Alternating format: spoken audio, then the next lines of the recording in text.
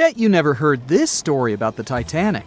So, this massive luxury ocean liner was heading out of Southampton on its first voyage to New York with over 2,000 passengers and crew on board. I'll spare you the details for now. You know how it all went down. Since there were a lot of things that went wrong during its short lifespan, some couldn't help but wonder, was it really bad luck? Or was there some mysterious force behind the ruckus? Well, for starters, right as it was leaving the harbor, the Titanic nearly crashed into another ship, called the SS New York. How did that happen? Well, 6 tugboats had to pull the massive Titanic into the river to begin its journey. Captain Smith was in charge, but let's be honest, he probably needed a few more cups of coffee before making any big decisions. So, as the Titanic was speeding along, minding her own business, she passed the New York and the Oceanic ships. The Titanic decided to make a left turn, but the suction was just too much for the poor New York. She started to drift off towards the Titanic. The Oceanic was leaning so much, her gangplank smacked into the water like a belly flop in the pool. Thankfully, the captain of one of the tugboats was there to save the day.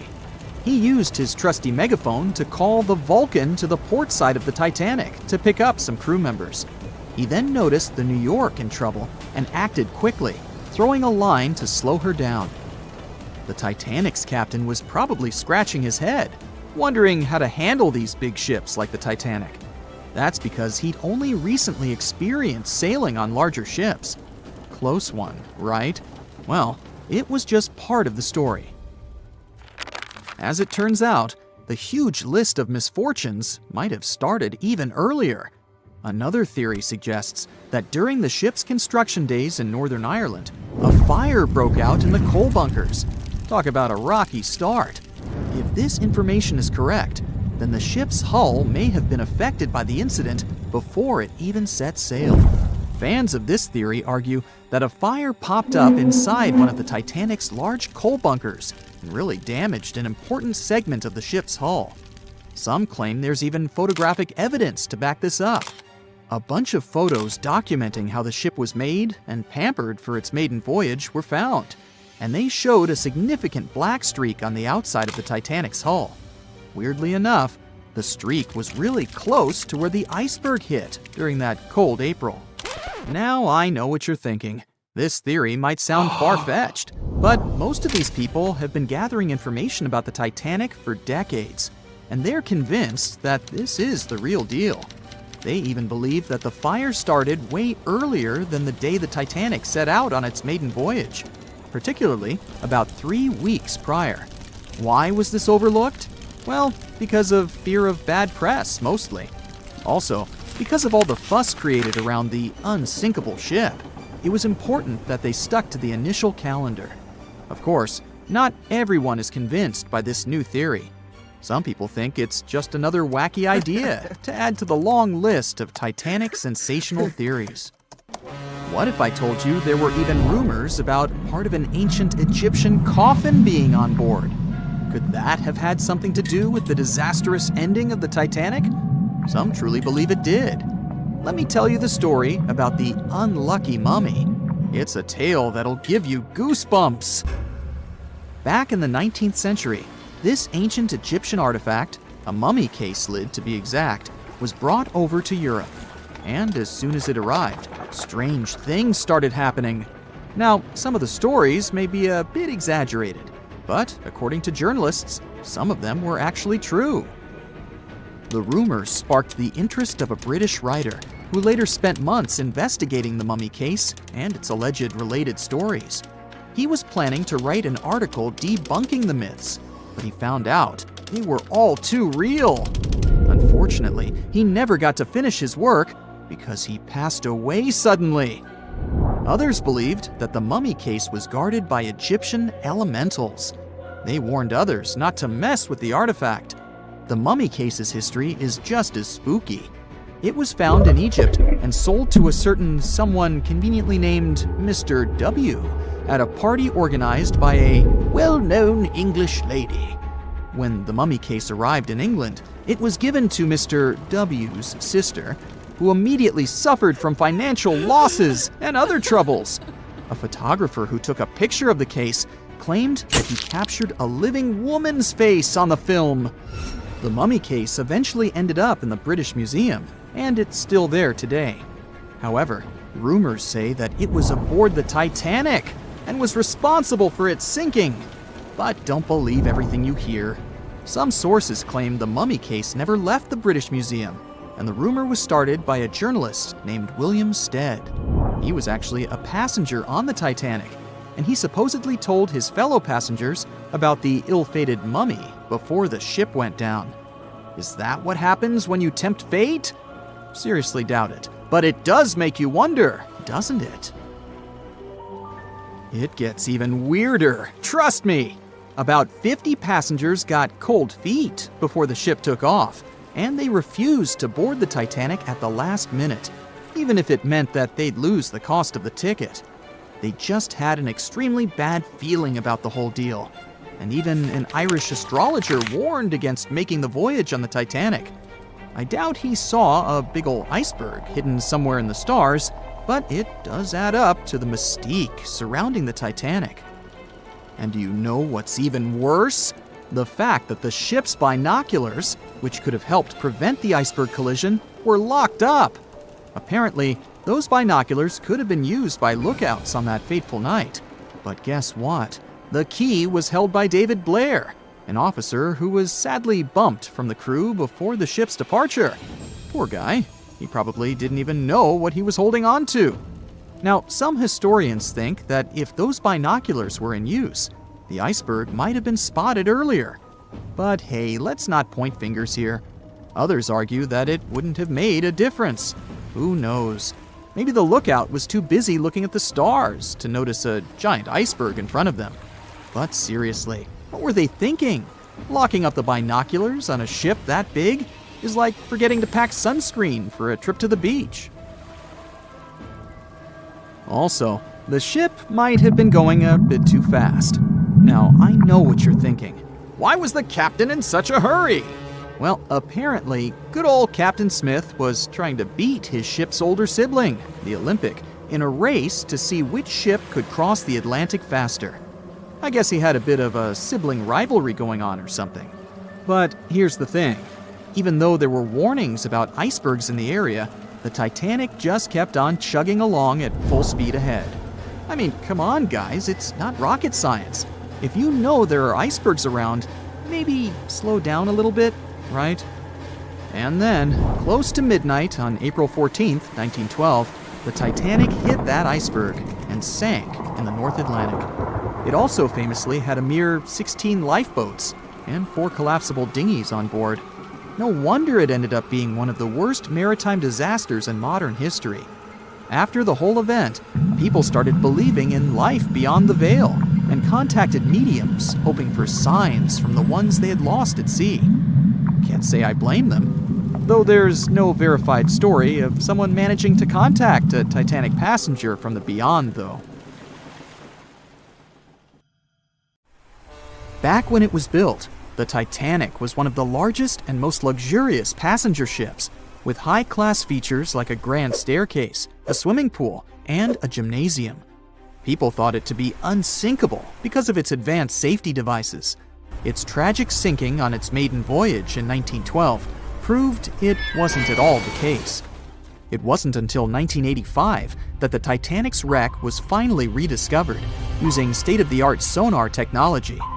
Ever since, thousands of items have been recovered from the Titanic, many of them being put on display or sold for auction. Things like jewelry, a life jacket, a menu from the ship's restaurant, or even a sample square of carpet from the first-class stateroom have all baffled the public and told stories of the many on-board people. Scientists have even tried to come up with strategies to get the Titanic back up. Not because they want to put it up for display, but so it can be properly studied, and more importantly, to stop it from getting more and more damaged at the bottom of the ocean. Some have suggested filling the wreck with ping pong balls to make it float, while others even considered injecting it with 198,000 tons of Vaseline. Another creative solution was proposed, the idea of using a giant claw or scoop to lift the Titanic. Nobody came up with this device. Using 500,000 tons of liquid nitrogen to trap it in an iceberg that would float to the surface was also considered. But all these potential strategies had to be eventually let go, since the Titanic is way too fragile to ever be recovered. As the Titanic's iconic bow railings are in danger of collapsing, metal-eating bacteria continue to chew away at the ocean liner's wreckage. An undersea exploration company plans to gather data about the ship's deterioration in annual expeditions. They hope this will help them learn more about the Titanic, and also more about the ecosystem that shipwrecks create. The over 100-year-old ocean liner is also being damaged by deep-sea currents daily. Some experts predict that the ship could disappear in a few decades due to holes in its hull. The deck that passengers crowded on as the ship sank has caved in. The gymnasium near the grand staircase has also fallen in.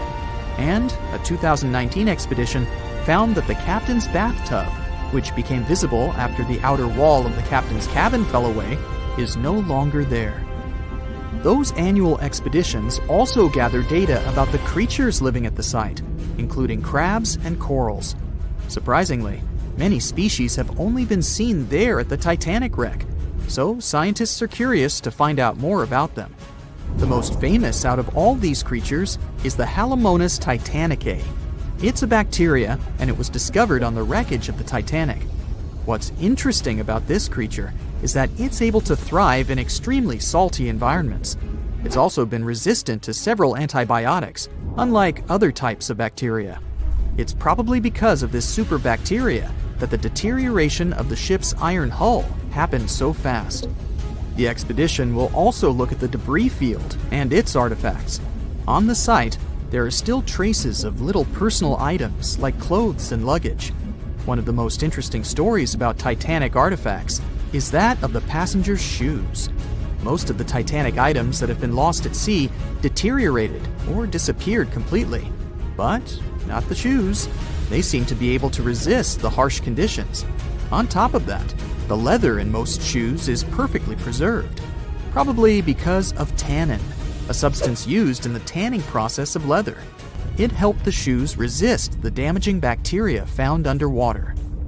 All this exploring might have gotten you all excited. If that's the case, I have some good news to share. You might even be able to join the expeditions. To personally explore the Titanic, you have to plan ahead and apply to be a mission specialist with OceanGate, the company responsible for the journey. However, this experience does come with a high price tag of $250,000. Despite the cost, this once-in-a-lifetime experience is in high demand because of the limited spots available. If you can afford the exploration, you will have the chance to collaborate with renowned specialists in marine biology, oceanography, the Titanic, DNA, and the deep ocean. Accommodations and meals on the dive support vessel are also included, as well as training and guidance from specialists before and during the mission. Lastly, you don't even need to bring your own gear, as the expedition equipment is included as well. Sure, ships have evolved and modernized over the years, and these days we have technology that is way better than that available on the Titanic. But this ship remains an amazing piece of history because of its many unusual features, like the fact that the Titanic's whistle was loud enough to be heard over 11 miles away, or the fact that the ship's hull was painted with a special mixture of red lead and linseed oil, which was believed to be effective in preventing the growth of seaweed and other marine organisms. However, despite popular belief, the ship's iconic fourth smokestack was not functional and was only used for ventilation and aesthetics. Probably one of its biggest flaws was its number of lifeboats. Despite its size and luxury, the Titanic only had 20 lifeboats on board, which were not enough to save all of its passengers and crew once it hit the iceberg. The Titanic may be the most famous shipwreck, but it's not the only one. The fleet of Kublai Khan tells a similar story. This one was a large naval force commissioned by the Mongol ruler Kublai Khan in the 13th century. The fleet was intended to travel to Japan and establish the Mongols as powerful rulers in the region. However, in 1281, The fleet was supposedly caught in bad weather and was seriously damaged, with many ships being destroyed. Legend has it that the fleet was torn down by a massive typhoon that came to be known as the kamikaze, or divine wind. This strong storm was believed to have been sent by the higher spirits to protect Japan from the Mongols. The truth about its disappearance remains a mystery to this day. However, the wreckage of the fleet, or parts of it, appears to have been discovered in the 1980s by Asian archaeologists. They dug across the site and studied the remains of the ships at a location near Imari Bay. The shipwreck is, to this day, considered to be an important archaeological discovery. That's because it informed us how well prepared the Mongols were back in the day in terms of their ships. Another tragic story is that of the RMS Empress of Ireland. This was a British passenger ship that operated until May of 1914. This is when the ship was sailing from Quebec City to Liverpool, but it ran into the Norwegian collier SS Storstad in the fog off the coast of Rimouski, Quebec. The collision caused a large hole in the side of the Empress of Ireland, and the ship began to quickly take on water and sink. The crew and passengers were caught off guard, and many were unable to evacuate in time. In total, 1,012 people were lost in the disaster, making it one of the worst maritime collisions in Canadian history. Rescue efforts were hampered by poor visibility and the fact that many of the lifeboats were damaged or unusable. Only 465 people survived the sinking, and many of them were rescued by the Storstad, which had remained in the area despite its damage. The sinking of the Empress of Ireland was a national tragedy in Canada, and it led to changes in maritime safety regulations and the establishment of a Coast Guard. The ship still lies at the bottom of the St. Lawrence River, where it has become a popular dive site for enthusiasts.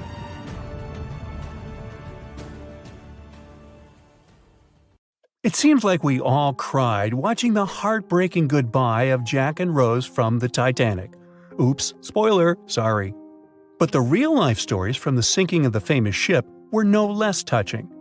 Joseph LaRoche was born in 1886 in Haiti to a wealthy family.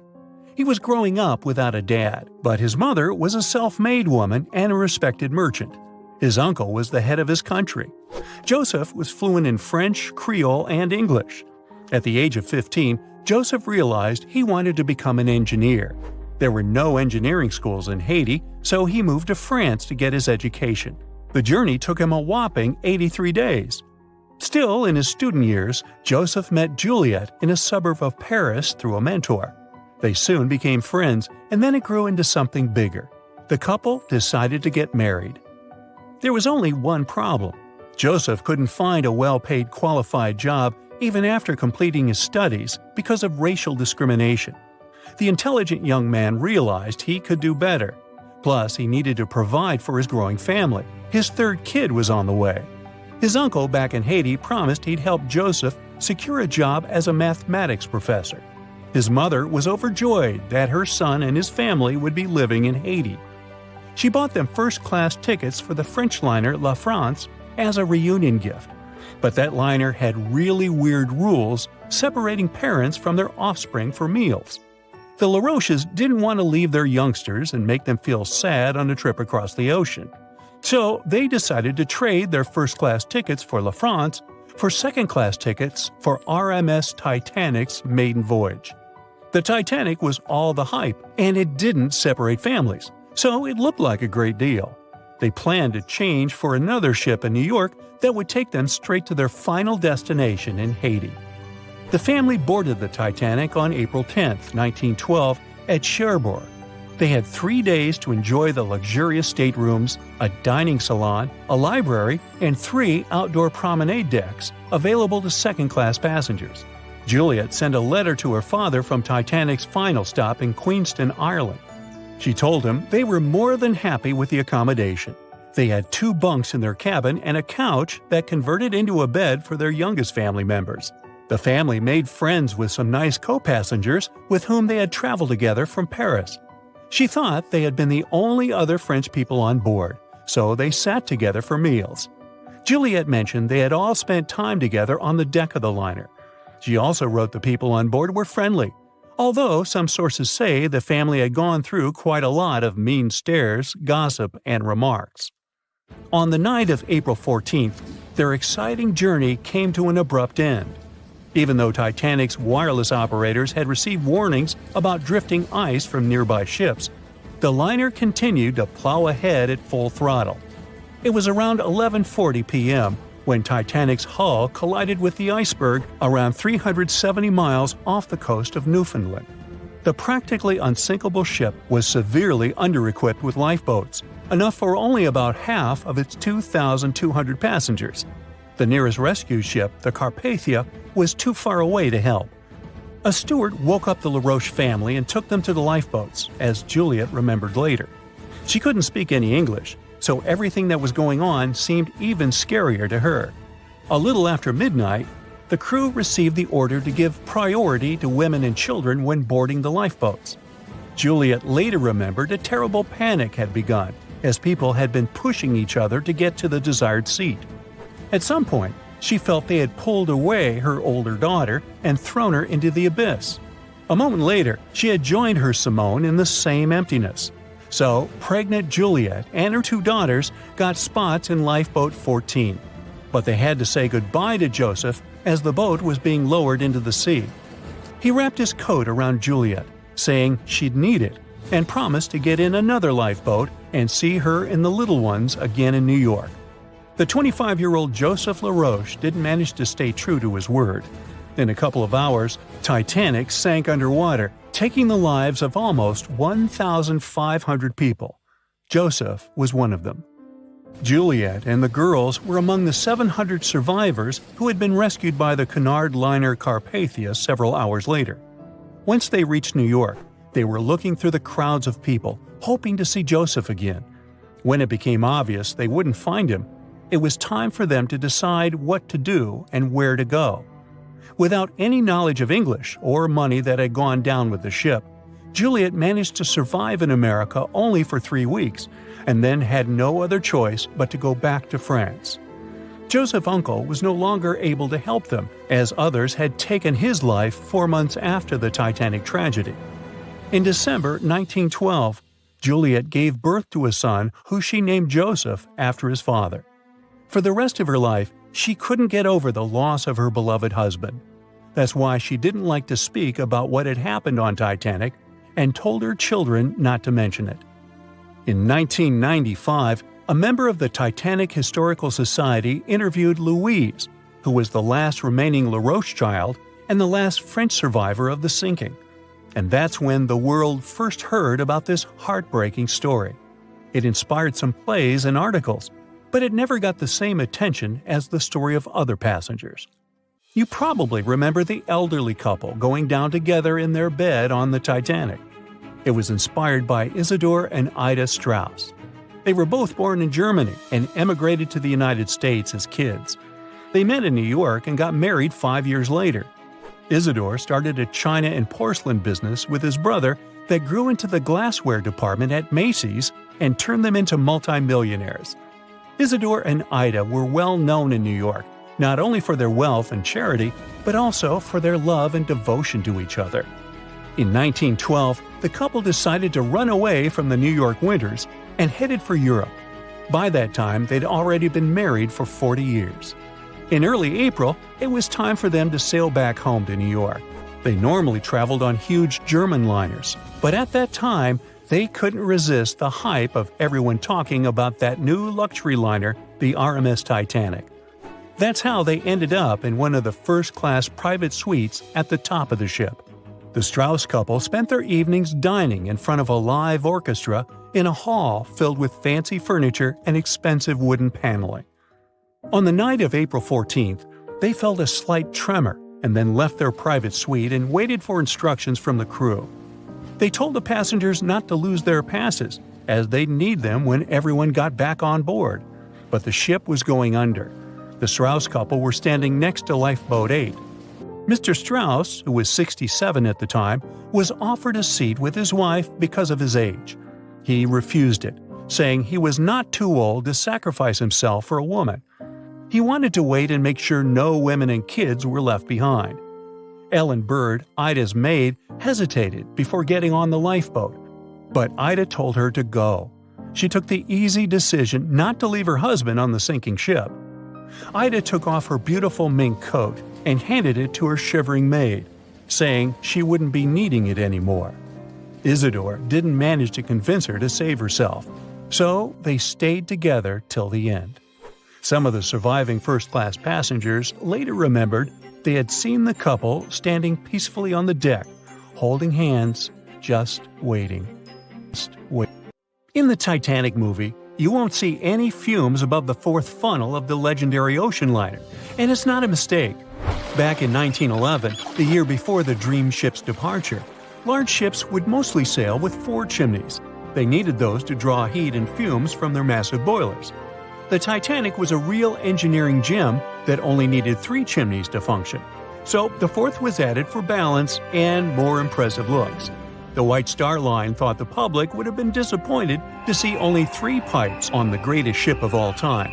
The Titanic's sister ships, the Olympic and the Britannic, also had 1 fake funnel each for the same reason. The dummy chimney wasn't completely useless and served for ventilation. It took out the fumes from the machine spaces in the lower decks and from one of the first-class general rooms. 1 big ventilation funnel, instead of several small ones, helped to declutter the upper decks and left more open space for passengers to enjoy their strolls. When Titanic went down, the funnels, each weighing 60 tons, went down with the rest of the ship. They were made extra tall to make sure the passengers weren't covered in the suit being ejected. Their height and weight let them stay in the upright position. The forward funnel, followed by the others, fell only when the ship went for the final dive.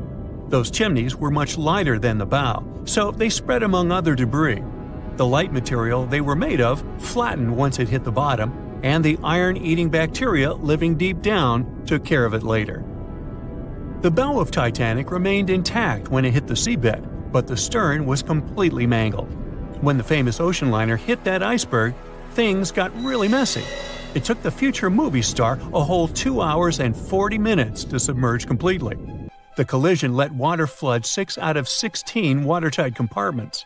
As the water gushed into the starboard side, the ship started to tilt down in the front and a bit to the right. By midnight, the damaged compartments were spilling water into others, and it was chaos because these compartments were only watertight horizontally. Soon enough, water started flooding through the anchor chain holes, and by 2 a.m., the bow was sinking, and the stern's propellers were lifted out of the water. The ship kept flooding until the moment the bow went underwater, and the stern shot up almost 45 degrees. The weight of those massive propellers stressed the ship's midsection. The steel just couldn't handle it and failed. Survivors described that moment as some loud noise, like breaking china or falling gear. That was the Titanic's upper structure giving in. By 12 past 2 a.m., the bow and stern were only connected by the inner bottom structure. Minutes later, the bow, weighing almost 16,000 tons, broke loose from the stern. The stern rose sharply to an almost vertical position and started sinking slowly. By 2:20, it disappeared underwater. The bow was cruising down at about 13 miles per hour and had hit the ocean floor almost a half an hour before the stern. The 2 parts of the Titanic now lie 2,000 feet apart, pointing in different directions. The bow remained mostly intact, just covered in mud. The stern turned into a tangled wreck because of the implosions it went through during the descent. The air trapped within the structure just couldn't handle the increasing pressure of the water deep down. Signal rockets played a big part in the Titanic's tragedy. When a ship goes down, you're supposed to shoot up red flares to signal trouble. But someone decided to stock Titanic with white lights instead of the usual red ones. So when the ship smacked into that iceberg, the crew fired off white flares. The SS Californian was passing nearby, and its captain knew the Titanic was in a dangerous iceberg zone. The crew didn't spot the sinking Titanic, but they sure saw those white rockets. The radio between the ships was useless because the Californian's operator switched it off. The captain had a gut feeling something was off, so he flashed a Morse code light signal at Titanic. But he received no reply because the Titanic had already gone underwater. There was another ship, Samson, sailing alongside the Titanic. It had plenty of illegally hunted frozen seal meat from Canadian waters abroad. so it was sailing with lights off to remain unnoticed. When they saw the Titanic's white rockets, they thought it was the Coast Guard and zoomed away. Sampson didn't have a radio, so they couldn't find out about the ongoing disaster. The crew got the news about Titanic only when they got to the coast of Iceland the following month. There have been many theories to explain the Titanic tragedy, and one of the recent ones says that there was a fire involved. An Irish journalist went full detective for decades, digging into the mystery, and stumbled upon a game-changer. He came across a photo album that had been hiding from the public for a century after the tragedy. In the pictures, taken at the Harland and Wolff shipyard in Belfast, Northern Ireland, just over a week before the liner sailed, you can clearly see a massive 30-foot black spot on the ship's hull. Maloney researched the photos and eyewitness testimony from the time and claimed that a fire spontaneously broke out inside of one of Titanic's enormous coal bunkers. It was raging for a whole 3 weeks and messed with the metal, critically weakening a crucial segment of the ship's hull. Back then, most ships had just one hull, so it was the only skin the Titanic had. That's why the iceberg managed to punch a hole through the ship so easily. If it hadn't been for the fire, the Titanic might have shrugged off that iceberg collision.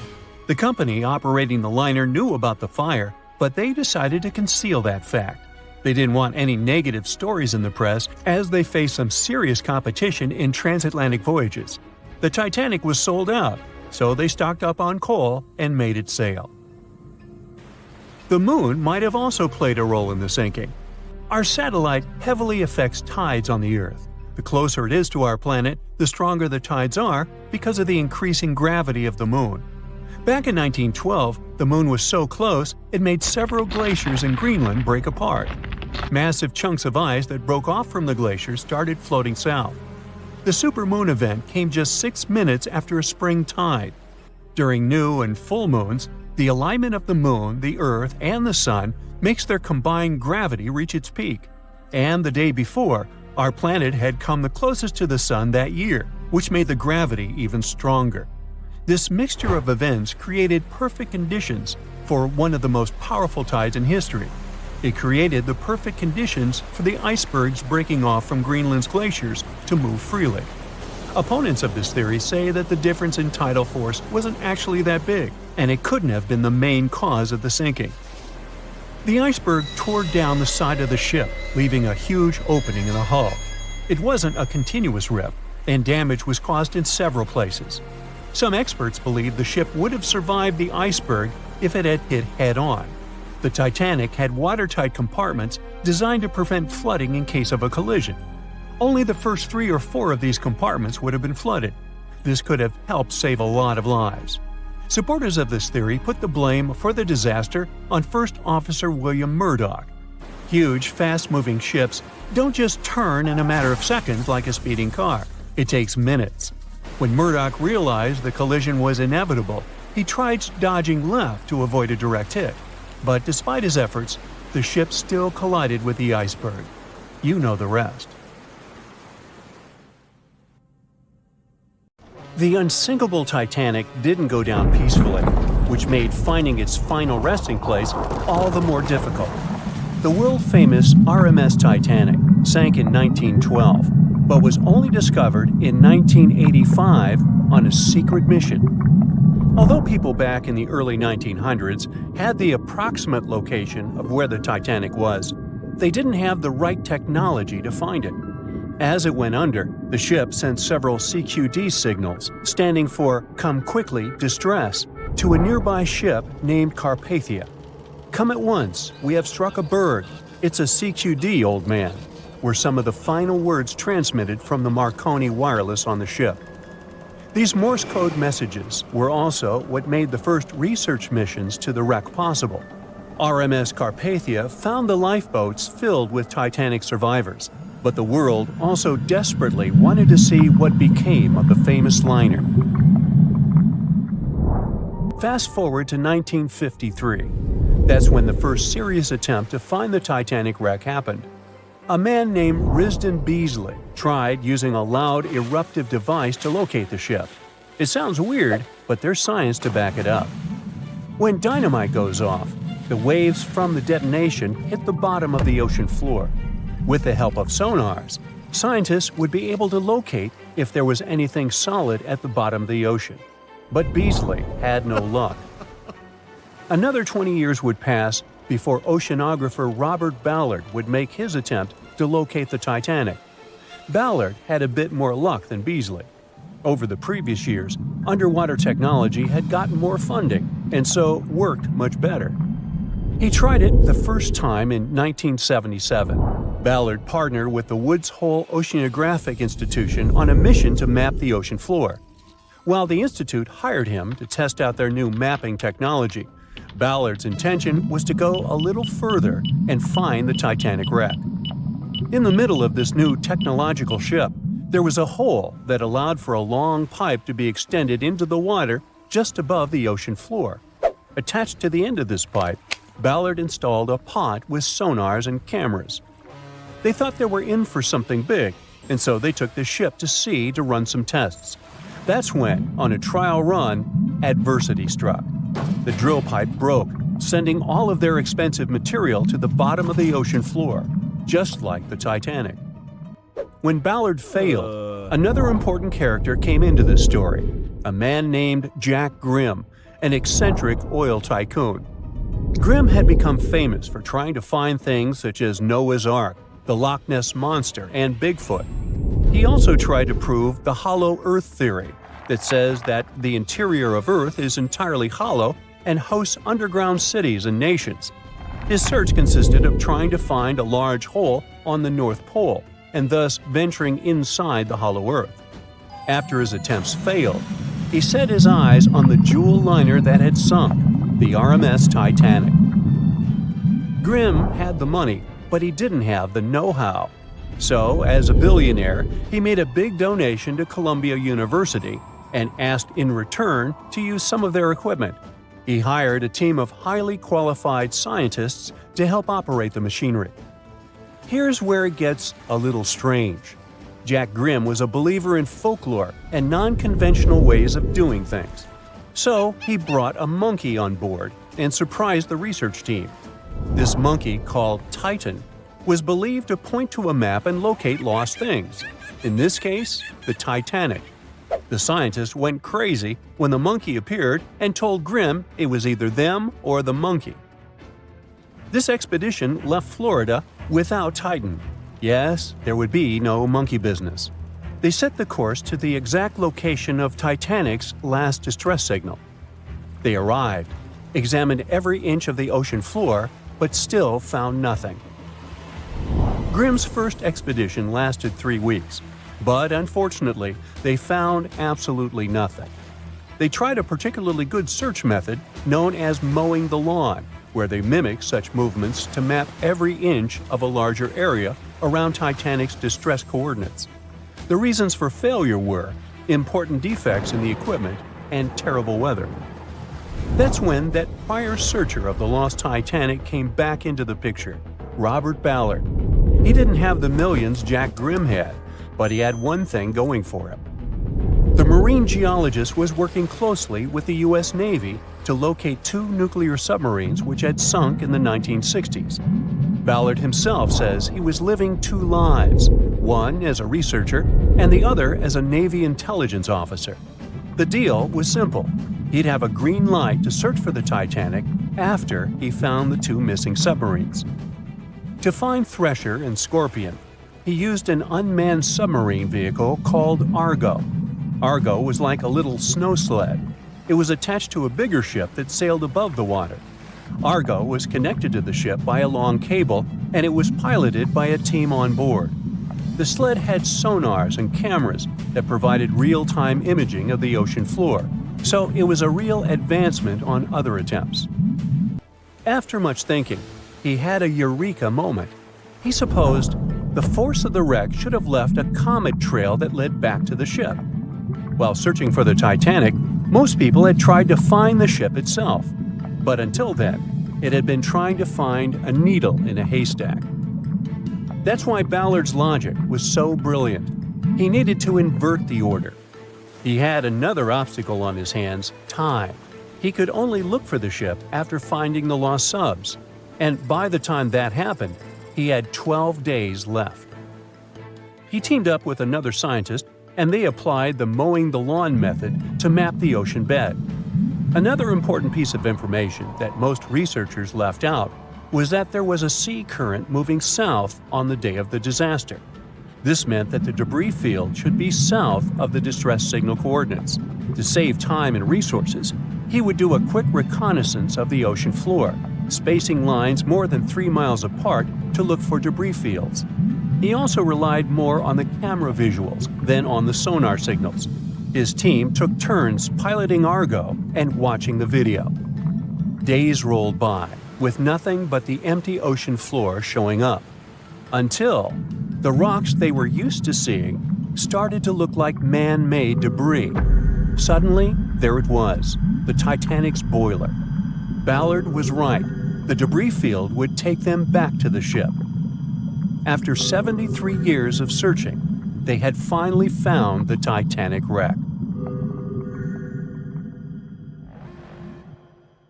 In 1998, a diver picked up a strange sonar blip next to the wreck of the Titanic. This blip bugged scientists for over 20 years. The sonar system was clearly showing some huge object was hiding next to the most famous shipwreck in history. The scientists couldn't decide if it was coming from another shipwreck, some sort of a geological feature, or something else they didn't even expect to find there. The mystery was finally solved only in 2022. Paul Henry Nargeolet, the diver who first discovered the blip, teamed up with other researchers and went on a new expedition. They found a whole deep-sea reef made up of various volcanic formations and packed with marine life 9,514 feet under the surface. It turned out the reef was the source of the mysterious blip the sonar had detected. They found sponges, corals, fish, lobsters, and other creatures on top of the basalt ridge. The team made a lot of pictures, videos, and took water samples to study later. They're using computer models to figure out how all the animals and plants found there survive in the deep sea. This can help scientists solve the old mystery of how sponges and corals can spread out across the ocean. These creatures need something solid to hold on to as they grow and multiply. But they also survive in muddy places where it's hard to find these solid surfaces, and it's important for scientists to understand what helps them do it. All of this research is part of a bigger project to see how fragile underwater worlds might change or survive in the future. There's another mystery near the Titanic that Nargeolet wants to explore in the future. He noticed another blip between the Titanic and a newly discovered reef a long time ago. Nargeolet thinks this new mystery object might be even bigger than the reef. The Titanic is lying on the ocean floor in two big pieces pointing in different directions. After it had sunk, the boilers, which show where it went down, were found about 600 feet east of the back end of the ship. The bow of the Titanic remained intact when it hit the seabed, but the stern was completely mangled because of the implosions it went through during the descent. The air trapped within the structure just couldn't handle the increasing pressure of the water deep down. Some people who survived the famous shipwreck mentioned that they had seen the ship break in half as it was sinking. At first, no one believed them, but now we know that the Titanic really did split apart between its second and third funnels as it was going down into the water. It took the most famous ship in history 2 hours and 40 minutes to submerge completely. The collision let water flood 6 out of 16 watertight compartments. As the water gushed into the starboard side, the ship started to tilt down in the front and a bit to the right. By midnight, the damaged compartments were spilling water into others.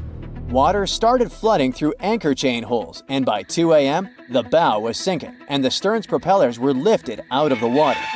The ship kept flooding until the moment the bow went under the water and the stern went up at a steep angle of almost 45 degrees. The weight of those massive propellers stressed the ship's midsection. The steel just couldn't handle it and failed. Survivors described that moment as some loud noise, like breaking china. That was the Titanic's upper structure giving in. By 12 past 2 a.m., the bow and stern were only connected by the inner bottom structure. Minutes later, the bow, weighing around 16,000 tons, broke loose from the stern. The stern rose sharply to an almost vertical position and started sinking slowly. By 2:20, it disappeared underwater. During the descent, the big funnels were torn off, dragging along cables and other parts of the ship's deck. The ship's front mast also broke and fell, smashing onto the bridge area. The wheelhouse where the captain steered the ship was probably destroyed when the mast came crashing down. The bow was cruising down at about 23 miles per hour and had hit the ocean floor almost half an hour before the stern. The hit was so hard that it bent and broke parts of the ship even more. The decks at the back of the bow collapsed on top of each other. The area around the bridge where the ship was controlled looks especially damaged, almost like a giant fist had squashed it. The roof and sides of the officers' quarters and the gym were pushed in, and railings were bent outwards. Some experts think that when the bow suddenly stopped sinking, a powerful blast of water caused by the sudden halt smashed down onto the wreck. It caused even more damage, but you can't see the damage from when the Titanic hit the iceberg anymore because it's buried under the mud. If you want to go check it out yourself, you must know that the waters around the Titanic are still really, really dangerous. First off, the icebergs are still wild in the area. In 2019, a total of 1,515 icebergs floated far enough south to get into the paths where ships travel across the Atlantic Ocean between March and August. Second, sunlight can only reach about 3,300 feet below the surface, and beyond that, it's completely dark. The area where the Titanic lies is called the Midnight Zone because there's no light at all. When scientists go down to explore the Titanic, they spend over 2 hours descending through pitch black water before the ocean floor suddenly appears under the lights of their submersible. Seeing anything down there is tough because the submersible's lights only light up a few feet ahead, so it's easy to get lost. To help find their way, explorers use detailed maps of the Titanic wreck site, built over many years, and special tools like accelerometers and gyroscopes to track the ship's position and orientation. Even with all this technology, it's still really hard to find your way down there. Plus, the deeper you go in the ocean, the more pressure there is from the water all around. At the bottom of the ocean where the Titanic rests, the pressure is about 390 times higher than what we feel at the surface. Because of this, subs need to have really thick walls to survive these extreme conditions and keep the people inside safe. The currents down there aren't as powerful as on the surface, but sometimes so-called benthic storms can create powerful underwater currents that can sweep things away from the ocean floor. The Titanic is affected by them. The currents near it mostly flow from east to west and from northwest to southwest, but they can change direction a lot, especially around the bow section of the wreck. Many experts think that over time, these currents will move enough sand and mud to cover the Titanic wreck with layers of sediment. After more than 100 years underwater, the Titanic slowly started to break down. Tiny microbes have been eating away the metal over the years. This created rusty icicle-like formations called rusticles. These rusticles are making the ship fall apart even faster, especially on the back part. Scientists believe this wreck is breaking down 40 years faster than the front. The wreck is slowly collapsing bit by bit every year, but as long as no one touches or goes inside it, it should stay mostly intact for now. And finally, scientists have found evidence that huge landslides happened around the Titanic wreck long ago. These landslides sent tons of sediment sliding down from the nearby continental slope. They think the last big landslide like this happened tens of thousands of years ago and left layers of sediment up to 328 feet thick. But don't worry, these events are super rare. The lookout shouts, "Iceberg right ahead!" The Titanic strikes the ice. Water starts flooding in. Third-class passengers are locked up. There aren't enough lifeboats for everyone. Panic sets in. Violins are playing. The ship sinks. Well, we all know the story of the movie Titanic like the back of our hand by now. But what if I told you that Hollywood lied to us? To tell the real story of what happened that freezing night in 1912, we need to rewind a bit. The lookout shouts, "Iceberg right ahead!" Yep, that part was true. Just before 11:40 at night, Frederick Fleet noticed something darker than the sea directly ahead. As the ship got closer, he realized it was an iceberg. The engines were quickly reversed and the ship turned sharply. Instead of hitting it head-on, Titanic scraped along the side of the berg, sprinkling ice on the forward deck. If you remember, in the movie, Jack and Rose are having a romantic moment when they feel the ship shudder after hitting the iceberg. Everything shakes as if they were in the middle of a light earthquake. Some real-life passengers reported feeling something similar after the impact, but according to Titanic survivor Frank Prentice, it wasn't exactly like that. He said there was no impact as such, and it all felt more like slamming on your car brakes. The ship stopped, and that was that. Some people even slept right through the collision, confirming that there wasn't such an abrupt impact. Mr. Prentice, curious about what had happened, left his cabin and went out to the deck. When he got there, all he could see was a little ice on the surface, not the towering iceberg that Jack and Rose saw. But as we all know by now, the real damage happened below the waterline, where the iceberg had a jagged spur that slashed a 300-foot gash in Titanic's hull. Once the crew realized how severe the damage was, they immediately began sending distress calls to nearby ships, asking for help. At some point in the movie, the radio operator goes to the captain and says there is only one ship nearby, the RMS Carpathia, which later ends up rescuing many passengers. But in real life, there were more ships around. It's believed that the SS Californian was only about 23 miles away. This ship might have actually seen the Titanic sinking, or at the very least, seen its rockets exploding high in the sky. Yet, for reasons we will never fully understand, they didn't try to help. Let's get back to the story. Now, people need to get off the ship. At 12:45, lifeboat number 7 was the first to be lowered. Just like in the movie, women and children were told to go first. But in reality, some women were hesitant and even refused to get into the lifeboats. Mr. Prentice said this happened mainly for 2 reasons. First, these lifeboats were high and passengers were terrified of the 70-foot drop from the deck to the ocean below. And second, most women didn't believe the Titanic would actually sink. It was called unsinkable after all. So the idea of getting into a lifeboat seemed pointless at the time.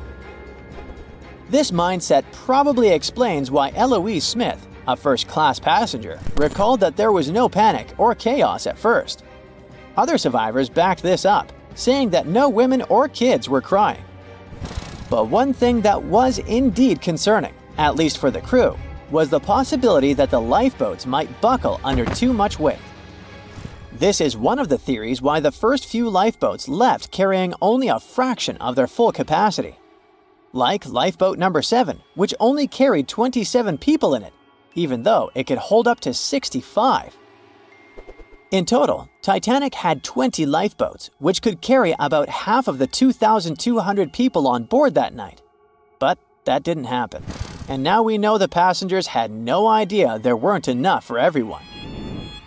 As women were calmly getting into the first lifeboats, musicians headed up to the deck.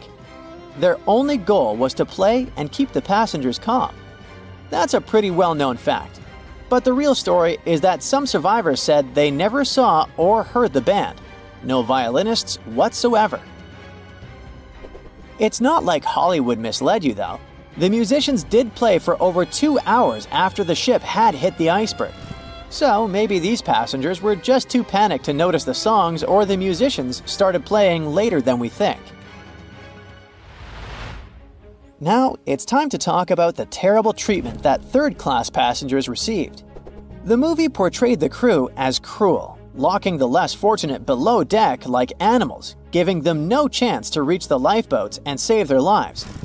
But the official inquiry into the disaster suggested that wasn't true. I mean, yes, fewer third-class passengers survived compared to those in first and second class, but there were other factors at play. Many third-class passengers were reluctant to leave the ship, clinging to their belongings, and had a harder time making their way up from the cabins, which were at extreme ends of the ship. Some survivors confirmed that they were not locked up. In fact, it was quite the opposite. Mrs. George Wabi, a Lebanese woman traveling in third class, said that when chaos had erupted, some brave crew members and well-dressed first-class passengers had actually helped her get up to the first-class deck and eventually onto a lifeboat. At first, the Titanic was sinking slowly, bit by bit. Passengers reported seeing the water rising and hearing pops and cracks. Then, there was a loud boom. Some said there had been just one explosion, while others described it as a series of smaller explosions, which they'd thought had been the bulkheads giving way. And there's also a group of people who said they had only heard a rumbling sound. So not everyone agreed on the sound they had heard, but one thing is a fact. By 2:18 in the morning, the lights on Titanic went out, and the ship plunged into complete darkness. As the bow continued sinking, the stern rose out of the water, putting immense pressure on the middle of the ship. This caused the Titanic to break in two. In James Cameron's movie, this moment is pretty dramatic, with the ship sinking almost straight down into the water. But in reality, the break probably happened at a much lower angle, likely just below the waterline. Even so, it tilted enough that people couldn't stay on their feet and started sliding into the water. One interesting thing is that it wasn't until the wreckage was found in 1985 that it was finally confirmed the Titanic had broken apart. Up until then, survivors had given conflicting stories. At least 8 survivors claimed they had seen the ship split. Emily Ryerson, a first-class passenger, described it as if the Titanic had been sliced in half with a knife. But there was also a small number of witnesses that insisted Titanic had gone down intact. At the time, this theory was more accepted because most people still didn't believe that the supposedly indestructible ship could break in half. So why the conflicting reports? Okay, so what you don't see in the movies, for obvious reasons, is how incredibly dark it was when the tragedy happened. It was like being in a room with no light, where you can only make out shapes and shadows. That's what it was like on the lifeboats. This means passengers couldn't really see what was happening, and most of those who were close to the ship either lost their lives or were too focused on trying to survive to pay attention to the details of the wreck. Although James Cameron's film didn't fully capture how terrifyingly dark the disaster truly was, the 2012 TV series Titanic did a better job of showing the pitch-black horror of that night. Even then, the reality was much darker and more terrifying than either of these two productions could portray. By April 1912, the Titanic was the most expensive and unsinkable ship in the world. These days, the sunken Titanic is associated with some of the most expensive expedition tours in the world. Despite the terrible tragedy, people have built profitable businesses using the famous ship, and these businesses can be very dangerous. The Titanic fell to the bottom of the icy waters of the North Atlantic in 1912. It was more than 70 years before people finally discovered the ship. It happened in the 80s, when researcher Robert Ballard carried out a secret mission to search for sunken submarines. In addition to his mission, Ballard also wanted to search for the wreckage of the Titanic if he had the time. In short, he did find the Titanic. This discovery became the beginning of big profits, fighting for customers, lawsuits, and the destruction of the wreckage. Shortly after the discovery, Ballard came to the US Congress and testified about the Titanic he'd found. He suggested making a sea memorial out of the wreck's site and leaving this place untouched. In 1986, Ballard installed a plaque on the Titanic, and the story ended there. But not for long. The Titanic tragedy was a popular theme, so many companies realized they could make a lot of money out of it. In 1987, an American company, Titanic Ventures, descended to the wreckage together with the French National Institute of Oceanography and got about 1,800 artifacts from there. Then the company received the rights from the US government to rescue the Titanic by parts. Over the course of several years, they made several other expeditions and took more than 2,000 artifacts. The company created a museum where it exhibited the found jewelry, interior elements, personal belongings of passengers, and a lot more. Some artifacts were put up for auction. The company made good profits and inspired many others to do the same. For example, let's take a look at this pocket watch.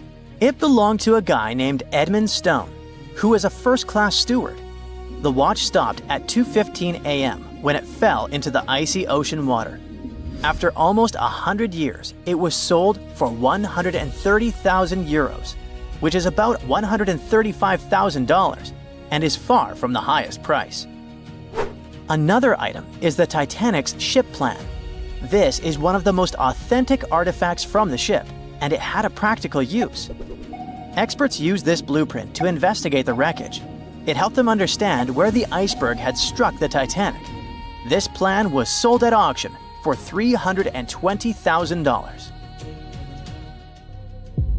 Do you remember that moment in the movie when the ship began to sink and the violinists started playing their last song? It was actually true. There were real musicians on board who were playing till the end. One of them was Wallace Hartley. Unfortunately, he didn't survive the disaster, but his violin did. Even though it's impossible to play it, it was sold for $1.5 million. In general, as you understand, the hunt for the Titanic's artifacts turned out to be quite profitable. Then, director James Cameron came down to the Titanic.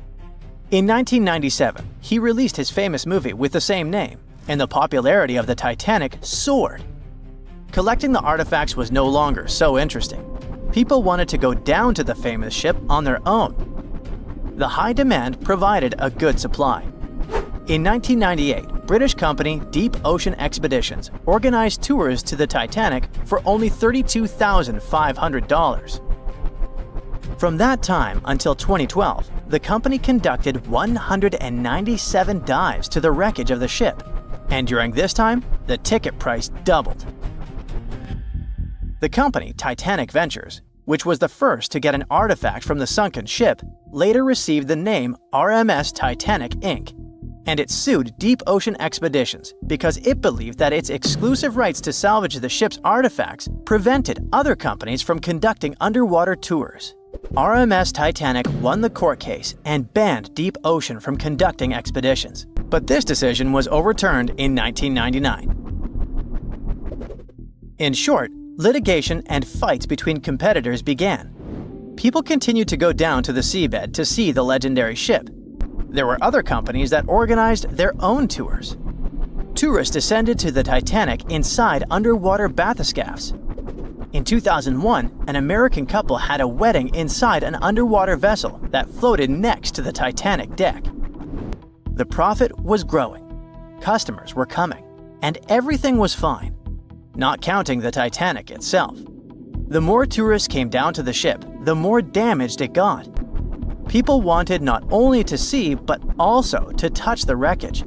The bathyscaphs could accidentally hit the ship and break apart its parts. The churning of the water caused by boat propellers could also damage the old ship. During one expedition, a bathyscaph crashed into the Titanic, but those who did it kept silent about this incident. In addition, the seabed where the ship lies is littered with garbage. Bottles, chains, weights, nets that people left during rescue operations and tourism. More than 100 years after the tragedy, the Titanic has finally received UNESCO protection. This means that many countries have received the right to prohibit going down to the Titanic, taking artifacts from there and selling them. The saddest thing is that this hype around the Titanic led to another tragedy. In 2023, OceanGate Expeditions conducted a tour on a submarine with 5 people. This was the famous Titan bathyscaph you've probably heard about. So, the Titan began its dive to the Titanic, and after 1 hour and 45 minutes, communication with the bathyscaph was lost. Something broke in the boat, depressurization started, and in a split second, the huge water pressure crushed the Titan. Despite the danger of such a dive, there are many people who want to go on an expedition to the Titanic to see the ship with their own eyes. They're not even deterred by the price of such a tour, which has increased by several times. But for those who don't have several $100,000, oceanographers and divers have created a digital copy of the sunken Titanic. Using a computer, you can visit the ship, walk through its halls, cabins, and deck. The copy has preserved some parts of the ship which don't exist anymore. For example, the famous railings on the ship's bow where Leonardo DiCaprio hugged Kate Winslet have recently collapsed. And you can also visit museums dedicated to the Titanic. There, you'll see various photos, elements of the ship, personal belongings of passengers, and many other artifacts. Anyway, if you have a lot of money and you still want to go down to the Titanic, think twice. And in general, ordinary scuba diving is a rather dangerous thing. These are the problems it can cause. When you dive underwater without preparation and come up too fast, you're likely to encounter decompression sickness, which is also called the bends. Due to the rapid decrease in the pressure that surrounds you, nitrogen bubbles move through the body and might cause paralysis, severe discomfort, spinal cord damage, and many other troubles. Wait a minute, what are nitrogen bubbles doing in your body anyway? Your cylinders contain compressed gas that consists of nitrogen and oxygen. And when you inhale this substance and the pressure around you sharply decreases, nitrogen accumulates in bubbles. According to Henry's law, the solubility of gases in a liquid is directly proportional to the external pressure. The liquid is flowing in your veins and arteries, and the external pressure is tons of seawater around you. Any change in your body pressure can also cause loss of consciousness, and underwater depths are not the best place to faint. Check out on YouTube what happens to people who don't adhere to safety regulations and experience the bends. You'll see that this is a rather unpleasant feeling. What if you get a bad instructor, or you panic and start rising too fast? Or the depth might turn out greater than you expected. Of course, when you're inside a bathyscaphe, looking at the Titanic through the window, you feel much more comfortable. But if you're going to scuba dive to big depths, good preparation is vital for you.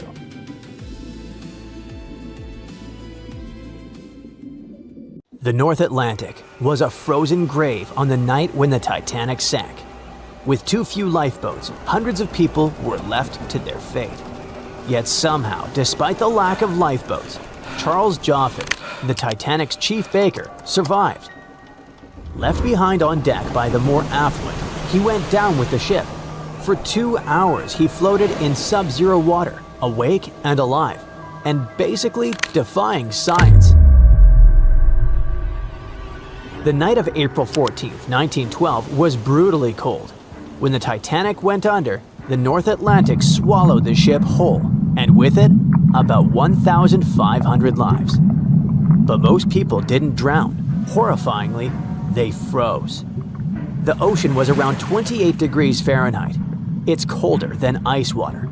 In water like that, your body almost immediately goes into panic mode. It means that your blood starts rushing from your hands and feet to protect your more vital organs, the heart and brain. You begin to shake, then you go numb. Your thoughts slow down, your memory slips, and very soon, you can't move anymore. After a few minutes, you lose control, and a little later, you pass out. Then the heart just stops. It can take less than an hour for a person to pass away that way, and the rescue ship Carpathia didn't reach the wreck for nearly 2 hours. For most people left floating in the frozen ocean that night, the fight was basically against time. But let's get back to the beginning of that fateful night, and to one specific person. Charles Joffin was the chief baker of the Titanic. No wonder he was on board for the ship's first trip. The man wasn't a rookie. He came from the Olympic, a British ocean liner launched in 1910. On the Titanic, Charles had a solid job, good pay, and a crew of 13 bakers under him. So life was good, and the ship was huge, spotless, and unsinkable. Then came the night of April 14th. Charles was off duty, lying in his bunk midship. Suddenly, there was a deafening bang and a shudder ran through the whole hull. It wasn't exactly loud, but it was still sharp enough to snap the man awake. He sat up right away, listening, but could hear nothing but muffled voices and the hum of engines. There were no official orders or panic. At the same time, he felt that something was wrong. Charles decided that if something was up, people might need food. So he rounded up his baking crew, told them to grab loaves, 4 each, and haul them up to the lifeboats. It was past midnight and the corridors were dim. Here and there, confused passengers were murmuring to each other. Third-class families were already trying to find their way up, clutching suitcases and babies, even though the stewards were yelling, trying to calm everyone down. Charles got the bread stashed in the lifeboats, then briefly visited his cabin again. When he headed up again around 12:30, the air was way colder, and he could already feel the tilt. Still small, but very real. On deck, Boat 10, his assigned one, was waiting for him. People had gathered there, quiet but nervous. Chief Officer Wild was barking orders, telling men to stay back, but nobody was rushing anyway. There was no chaos, yet. People hadn't realized the tragedy that had been unfolding in front of their eyes yet. Joffin started helping load women and children. The boat was filling, but slowly, too slowly. Some women refused to go. They were convinced the ship was safer. What an irony. A few hours before disappearing forever, and people were still sure it couldn't sink. Charles and a few crew members went down to A deck, trying to find more women and kids. Some wouldn't move. Some were crying quietly. Some were just staring. The baker had to carry one woman with a child himself. By the time they got back, the ship was leaning to port and Boat 10 was swinging away from the hull. They had to throw people in now, literally tossing them across the gap. One woman slipped and fell between the lifeboat and the ship's steel wall. Miraculously, Steward William Burke grabbed her by the legs, holding her upside down until others pulled her up, saving her. Through all this, Joffin never got the order to board. Others climbed in. Burke, 2 seamen, but not him. So, he stayed on deck alone. He went back to his cabin, but now the water was in, up to his ankles, and creeping higher every second. The crewmen were struggling to shut watertight doors by hand. Charles headed back up and saw that the deck was empty. Every lifeboat was gone. He didn't panic. Instead, he started hurling deck chairs overboard, one after another, maybe 50 of them, hoping they'll float for someone later. And then at one point, the sound came. A deep, rattling crack. That was the ship's bones snapping. The walls groaned. The floor trembled. Charles heard hundreds of footsteps above his head. People started pouring down from the upper decks. They were screaming and stumbling, some trying to climb railings and others falling. It was all chaos. The baker tried to move with the crowd, but the ship lurched hard to port, and people tumbled like dominoes. He somehow managed to stay upright and climbed up the starboard side. The deck was slanted like a rooftop, so Charles grabbed the rail, inching his way along as the ocean was rising below. And then it happened. The Titanic slid under the surface, not straight down, rather gliding. And Joffin rode it down like an elevator. The moment the ship's stern hit the surface, he stepped off into the freezing Atlantic. Miraculously, he didn't get sucked under or dragged down. He barely got his head wet. For hours, maybe 2, he was floating, kicking and treading water. The sea was littered with debris and bodies, but he just kept going. His body was bound to shut down from the cold long ago, but for some mysterious reason, it didn't. At one point, he spotted something, a half-sunken, collapsible lifeboat. Around 20 men were standing on it, soaked and shivering. He swam closer and tried to climb up, but they shoved him back. There was no room. So he drifted nearby, just hanging on, until one man, Isaac Maynard, reached out and grabbed his hand. And they stayed like that, hand in hand in the icy water. Then another lifeboat appeared maybe 50 yards away. Someone yelled that they could take 10 more people. Without a second thought, Joffin let go, swam toward it, and they pulled him aboard. Later, he said something unbelievable. that he actually felt colder sitting in that boat than when he was floating in the Atlantic. When the Carpathia finally arrived, he was still alive, but barely. His feet were swollen and his legs were numb. He had to climb the rescue ship's ladder on his knees, but he made it. Charles Joffin wasn't just another survivor. He was basically a living document of the Titanic tragedy. I bet you don't hear his name as often as the famous ones, but you probably should. When he gave his testimony to the British Inquiry, he didn't hold back. His statement was detailed and clear, one of the most complete accounts ever given by a crew member who worked below deck. But you know the most astonishing thing? After everything he went through, after surviving one of the worst maritime disasters in history, he went back to sea. He didn't hide from the ocean. For decades, he worked on ship after ship. From the 1920s through the early 40s, Joffin kept sailing, baking bread on the open sea. And fate didn't exactly give him an easy ride. In 1941, while working aboard the SS Oregon off Nantucket, disaster struck again. The ship went down. 17 people didn't make it. But somehow, Joffin survived again. In other words, this man outlived not one, but 2 shipwrecks and kept doing what he loved. And when he finally passed at the age of 78, it wasn't the sea that took him.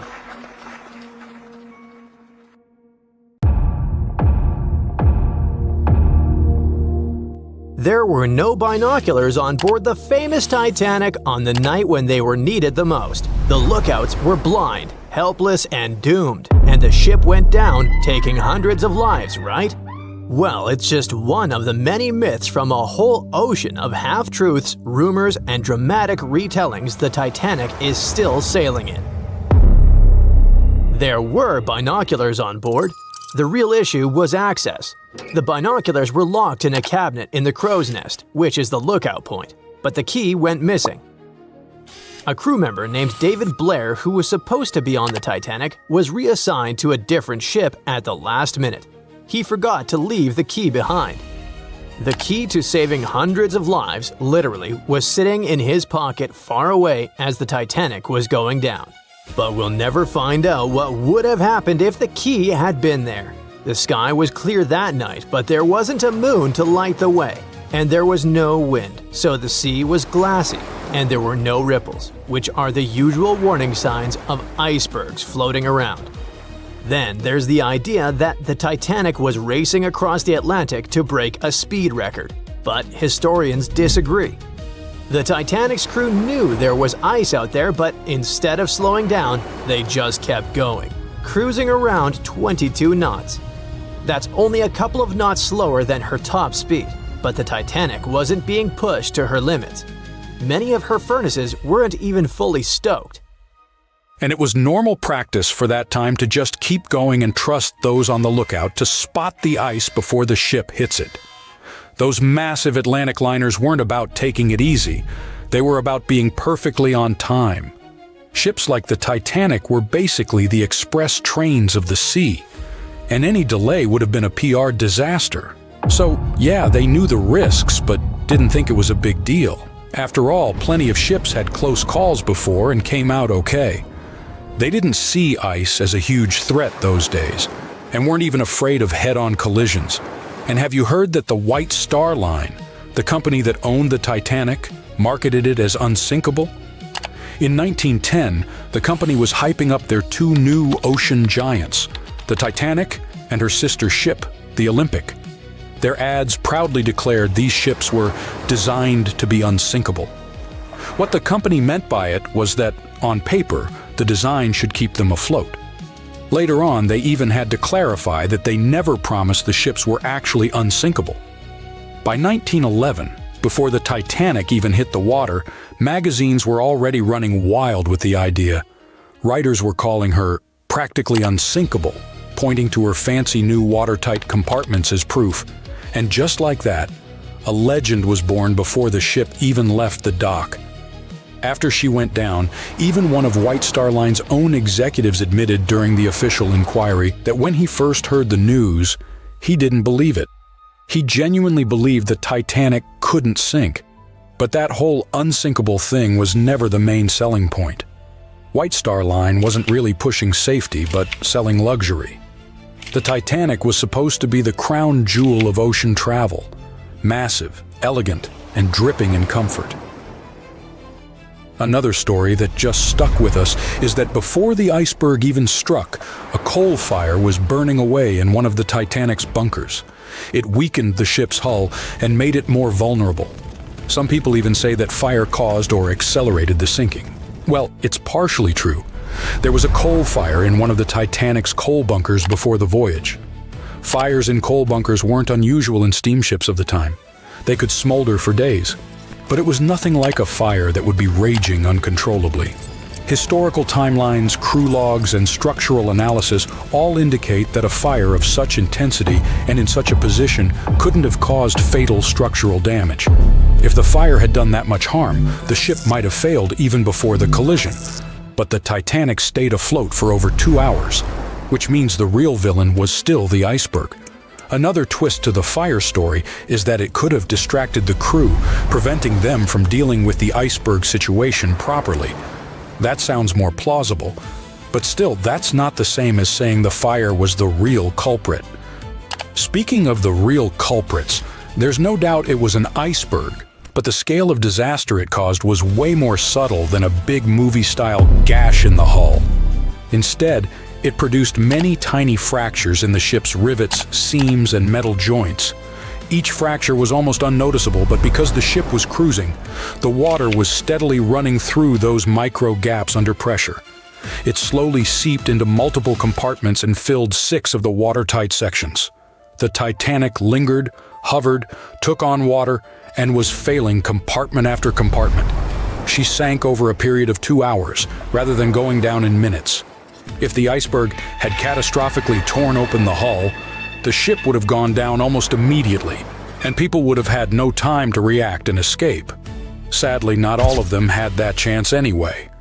You probably recall the heartbreaking scene from the Titanic movie, where third-class passengers attempt to escape to the decks, but they are locked below in their section. Well, it's only partially true. Yes, there were barriers separating passenger classes, but they were mostly in place to comply with U.S. immigration laws. Third-class passengers going to America in search of a new life had to pass health checks and immigration processing. That's why they were traveling on separate decks. There were some lifeboats for them, although not in the third-class sections of the ship, so they would have to navigate a maze of corridors and stairs to reach the top. And many of the third-class passengers didn't even want to try, as they didn't want to leave their luggage behind. In the end, only about a quarter of the third-class passengers survived, but no one forcefully kept them on the lower decks.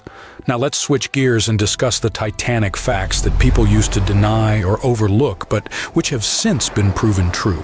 For example, most deck plans and diagrams you've seen in Titanic documentaries don't show a hidden deck down under the waterline called the inner bottom. Many outside engineers did not fully understand or discuss it.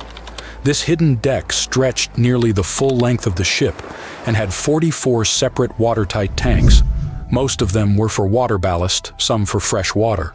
There were also wing tanks, port and starboard, which helped with balance.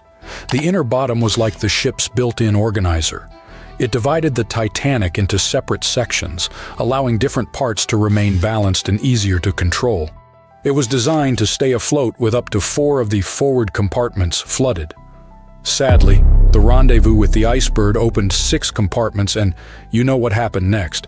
And finally, my personal favorite Titanic myth is that the ship split cleanly in half, like some Hollywood action scene. Blame James Cameron for that one. We all cried when we saw it, but reality was way uglier.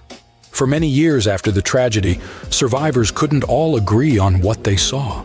Some said the ship went down whole. Others swore it broke apart. No one believed the second group until the scientists found the wreck in 1985. Then, they finally confirmed the truth that the Titanic had indeed broken in 2, but not neatly. The metal twisted, tore, and shredded as the stern lifted into the air, and 2 opposite forces ripped it apart. And to make it even more tragic, the people were still clinging to the back half when it snapped and plunged into darkness. April 14, 1912. A cold evening somewhere in the North Atlantic. On board the most modern and unsinkable ship, the Titanic, a dinner is held. Two well-dressed men are sitting at one of the tables. One of them is a famous British journalist. He tells his interlocutor an interesting and at the same time terrible story. It all started about 1000 BCE in ancient Egypt. At that time, one woman was born in the city of Thebes. No one knew who she was or what she did, but she had a high social standing. Towards the end of her life, she was proclaimed a priestess in the College of Amen-Ra.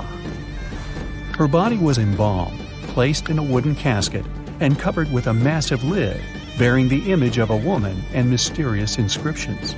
She was buried in Thebes along with other people of the upper class.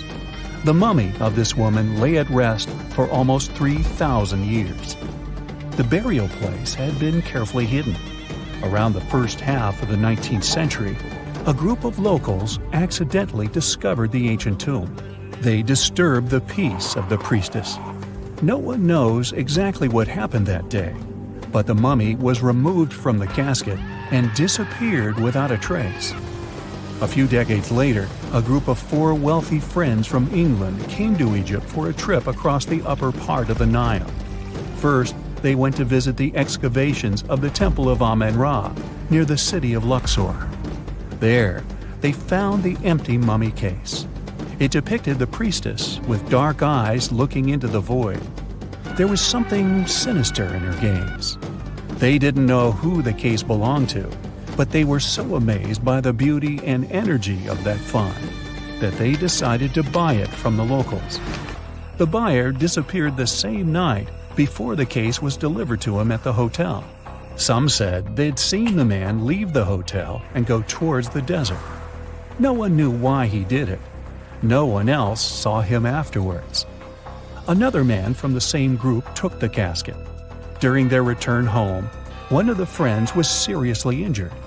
After arriving in London, the new case owner discovered the bank where all his money was placed had gone bankrupt.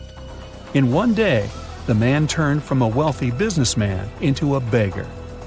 A third friend also experienced the sinister influence of the ancient find. He lost his health, job, and eventually even his life in an accident shortly after returning to London. Before going bankrupt, the owner gave the ancient casket to his sister who lived in London. One of the friends of this woman came into the room, saw the Egyptian artifact, and immediately felt the dangerous energy emanating from it. Then the owner's sister gave the case to a famous photographer. He took some photos and was horrified. According to his words, he saw a real priestess with a human face in the photos.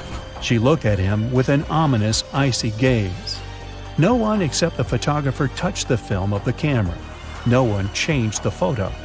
Shortly after, the photographer mysteriously went missing. From that point, the story becomes vague. According to one version, the owner's sister gave the artifact to the British Museum. The man who transported the case passed away soon after, and his assistant got into a terrible accident. Another version says that the item from the Egyptian tomb was bought by a rich businessman. After that, 3 members of his family also had an accident, and his house burned down. Convinced the mummy case was cursed, he gave it to the British Museum. The interlocutor listens to the story with such interest that he forgot about dinner, which has gone cold. "How did you know all this?" he asks. The journalist replies he has been studying everything related to the mummy and its owners for several months. He found evidence of all the accidents and put together the full picture. "So, what happened next?" the interlocutor asks. It seems the mummy case should find peace in the museum. The priestess was surrounded by other kings and queens from different times. However, there was no peace. Scientists and ancient languages experts tried to decipher the symbols on the case. They found out that most of the inscriptions meant curses and misfortunes addressed to those who'd dare to disturb the peace of the priestess. Every night, the guards and museum staff heard the knocking coming from the mummy case. The knocking was accompanied by crying and screaming. Also, someone scattered other exhibits all over the hall every night. Everyone soon came to believe that the priestess's spirit continued to use magic forces. Then, one private collector became interested in the case. He bought it from the museum, not for his collection, but to try to expel the spirit of the mummy from the artifact. It's not known in what ways he tried to do this, but he failed. Then, he managed to sell the mummy case to a rich American archaeologist. That guy decided to move the mummy to New York. And what? What happened next? The interlocutor asks with interest. That's it. End of story, the journalist answers. What do you mean? What happened to the mummy? Where is it now? The journalist looks at the interlocutor with some excitement. She's here. She's on the Titanic, he says. The interlocutor looks scared and confused, but the journalist confirms the sarcophagus is here. He doesn't doubt it because he saw it with his own eyes. After dinner, they go to their cabins. The journalist lies down but can't help thinking about the mummy. He tries to convince himself that everything he has found out about the priestess is a myth. There is no curse. The moment he finally falls asleep, he feels a slight push. A few minutes later, a crew member knocks on his cabin door. He informs that all passengers must go to the upper deck because something has happened to the ship.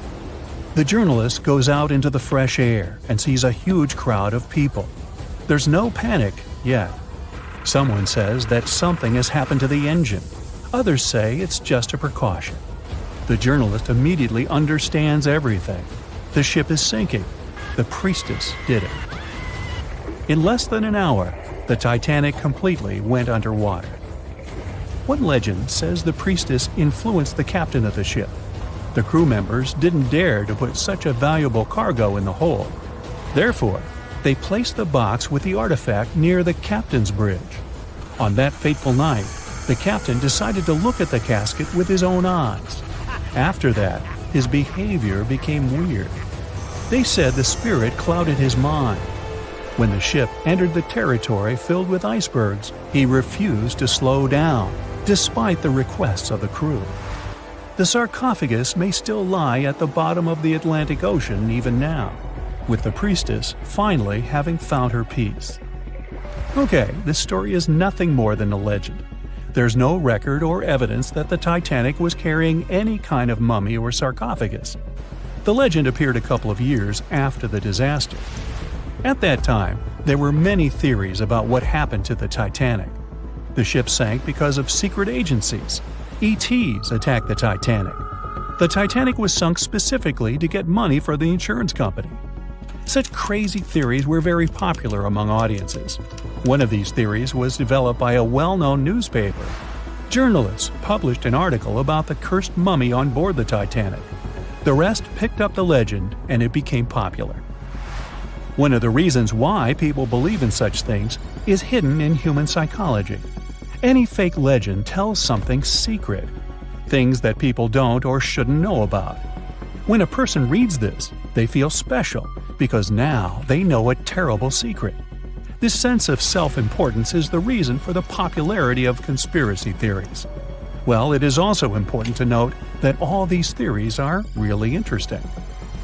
By the way, the mummy from this story actually exists, and it's in the British Museum. More precisely, there's only a wooden lid from the sarcophagus with the image of a woman. It's still unknown who it belonged to. The identity of the last owner is also unknown. It's only known the exhibit was transferred to the museum at the end of the 19th century. There, she was called the Unlucky Mummy. The museum staff reports that it doesn't bring any misfortunes. The screams and knocking from the lid are just a myth. You can come and see the exhibit yourself with your own eyes, if you dare, of course. On the night of April 14th to 15th, 1912, the most modern and unsinkable ship collided with an iceberg and sunk. And it was incredibly scary. Just imagine a huge cruise ship, several times the size of the Statue of Liberty, crashing into a massive chunk of ice and sinking. It's dark and cold, All you can hear is the rumbling and grinding of breaking metal and wood. All that surrounds you is the icy waters of the endless Atlantic Ocean. There's almost no connection with the outside world. There are no phones or internet. Nobody else on the whole planet knows that the ship is sinking. It's a real nightmare. But the most shocking thing is that the people who were on the Titanic that day didn't panic. They were calm, maybe a little worried, but there was no fear on their faces. To understand why they weren't afraid during one of the biggest disasters of the 20th century, you need to see what was going on through their eyes. So, you're a passenger on the infamous ocean liner.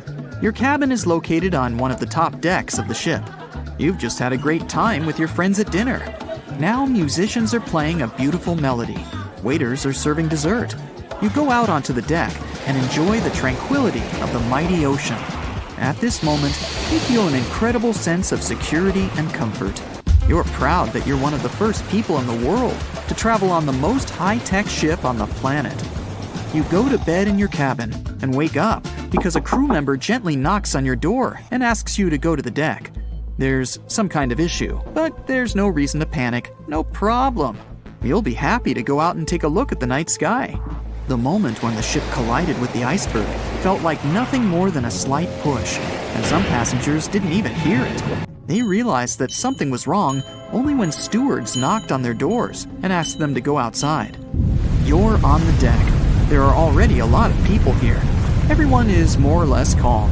Passengers are talking about what might have happened.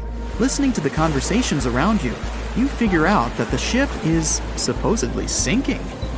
The idea seems like nonsense to you, but even if it is true, all passengers will be evacuated in lifeboats anyway. At that time, people didn't know there were half as many rescue boats as needed. Passengers were sure that everyone would be saved. Evacuation begins. Women and children go first. No one panics or tries to get into a boat before it's their turn. All men behave gentlemanly and help crew members to evacuate women. One passenger wants to get into the boat with his wife, but it's not because he's afraid to stay on the Titanic. He's just worried. It seems to him that it's less safe in the boat than on the giant liner. He doesn't want to leave his wife alone, but the crew members explain the situation to him, and the man retreats without any resistance. They begin to launch flares into the air. No one pays any attention to this. Everyone thinks this is a standard procedure for a ship breakdown. If there had been many experienced travelers on board, they would have understood the flares were fired because the ship was in distress. Perhaps then, people would have started panicking, but most of the passengers simply didn't notice it. The boats are lowered one by one. People are watching the evacuation, patiently waiting for their turn. There's no pushing or crowding. Nobody is screaming. The actions of the crew help the passengers to remain calm. They deliberately downplay the severity of the situation to prevent panic. Someone says the boats are launched simply as a precaution. Also, the crew members claim that a rescue ship is heading for the Titanic and is just a few miles away. Some passengers say they see the lights of another ship. The people who are already sitting in the boats want to stay closer to the Titanic, since this way they'll feel safer. Many passengers simply don't want to believe that something serious is happening. Even when they're told the ship is sinking, they refuse to admit it. How is it possible that the unsinkable ship can sink? But this is how the human mind works. In extreme situations, it refuses to believe that something bad is going to happen now. You don't even want to think about it. One of the passengers says that it seems to her that the danger is exaggerated. She claims that all people will return to the Titanic at any moment. Some passengers are afraid, and still, they don't want to leave the ship. Warm cabins and the safest ship in the world are here. The alternative is the ice-cold ocean and small, unstable rescue boats. Someone refuses to leave the ship because they can't find their baggage. Some passengers carry all their belongings with them. They don't want to leave them on the sinking ship. There are many immigrants on board, and some of them don't even understand English. The crew members can't explain to them what's happening. These passengers misunderstand stewards' instructions during the evacuation. They can't figure out the inscriptions on the evacuation signs. Many passengers are sure there's been some kind of breakdown in the engine compartment. The problem will be solved soon, and the Titanic will continue its journey. people only start to realize that the ship is going down when it begins tilting forward and its rear part starts rising above the water. That's when those around you start panicking. Some jump into the water, others climb into the lifeboats without waiting in line. But in general, there's no chaos and hysteria. And this is despite the fact that there are about 1,500 people on the ship. Scientists claim that some of them never even left their cabins. Those people refused to leave their stuff behind and didn't believe that something serious had happened. During the evacuation, the orchestra is playing. This helps people to keep their cool. They hear music, and it seems to them that everything will be fine. The music keeps playing on the Titanic almost until the very end. At about 2:05 a.m., the crew lowers the last boat with passengers. 15 minutes later, the ship goes underwater. Even after the tragedy, the surviving passengers can't really understand what's happened to them. They remember boarding the boats and moving away from the huge vessel, and they won't forget seeing it go under the water. But even after a while, they still can't realize what a terrible catastrophe they've just experienced. Sometime later, people began to write books about those fateful events. They made documentaries and feature films. The news about the Titanic was in every newspaper. It spread all over the world. In any description of that day, the tragedy looks like a terrible disaster. But those who were there admit they didn't feel all-consuming dread. They just couldn't believe what was happening that day. The tragedy of the Titanic might seem more terrible for people who heard about it than for people who experienced it. Many people around the world refused to go on board large ocean liners after the catastrophe. They were afraid of what could happen to them. At the same time, a lot of passengers who survived on the Titanic continued to travel by other ships. There was a woman who survived 3 shipwrecks, including the Titanic, and she still continued traveling. And what if people tried to raise the Titanic from the sea floor? This happened many years after the shipwreck. Then, the $5 million operation failed. Nylon slings were attached to a large part of the sunken ship. The other ends of the slings were connected to diesel engines. For the entire operation, a mini-submarine was used. A piece of the Titanic, weighing 21 tons, was being pulled up when one of the slings tore. And then, one by one, the other cables began to snap too. The huge piece of the ship fell back to the seafloor. By that time, the participants of the rescue operation had run out of food supplies. And since the nearest shore was quite far away, they decided not to give it another try. At 11:40 p.m., the Titanic made contact with an iceberg in the North Atlantic Ocean. Many artifacts were found and restored, like parts of the ship, jewelry, and dining plates, to name a few. It took approximately 3 hours for the ship to be completely submerged in the remote icy water. The night was cold and very much alive. The orchestra was playing music as they enchanted the guests on board. Everyone was excited to arrive in America. It was still considered an amazing feat for a ship to cross the Atlantic back in 1912. But as the day went ahead, there was an atmosphere of impending doom for the captain and his crew. No one else felt it, though. It seemed to them nothing could possibly go wrong, and this would just be another regular night. To them, the Titanic was unsinkable. The last thing on your mind when thinking about the Titanic is the mail crew. Yes, there were mailmen on board delivering mail to America. It may seem like a pretty mundane occupation, but there was a very tough test to pass in order to be accepted on board. And only a few top candidates would qualify, and those few would get shortlisted and accepted. John Starr March, an American, was one of these mailmen earning between $1,000 to $1,500 a year working on the Titanic. Back in 1912, this was considered to be a lot of money. They were not officially part of the ship's crew, since the mail crew was placed near the third-class quarters. But given their influence and resistance, they were eventually moved and given a private dining area. March got this job since he needed the money to support his family. He found a perfect way to earn some big bucks, working on a large ship traveling across the ocean. He was 51 at the time and came from New Jersey. Sadly, he was on board when the ship sank and didn't make it. But they recovered a pocket watch that gives us a little insight into what happened that fateful evening. It's a gold case engraved with filigree and had a caption saying it was made by the Elgin National Watch Company. On the surface, you'd think this would just make a pretty cool antique sitting over the fireplace, but there are some unusual details about it. There are obvious signs water seeped beneath the glass, and the black arms of the watch indicate the time to be exactly 1:27. It leaves us wondering why the clock stopped at this precise hour. What was the owner doing? The mail clerks were operating a fully functioning and efficient mail sorting facility on board the Titanic. This wasn't something you'd come by often on a cruise ship, since typical ocean liners use closed mail bags to transport the mail from one port to another. But the mail sorting facility on the Titanic allowed passengers to send out postcards whenever the ship docked in transit zones in Ireland and France. According to reports, people started heading back to their rooms at around 11 p.m., but some of them were still hanging around and enjoying their night.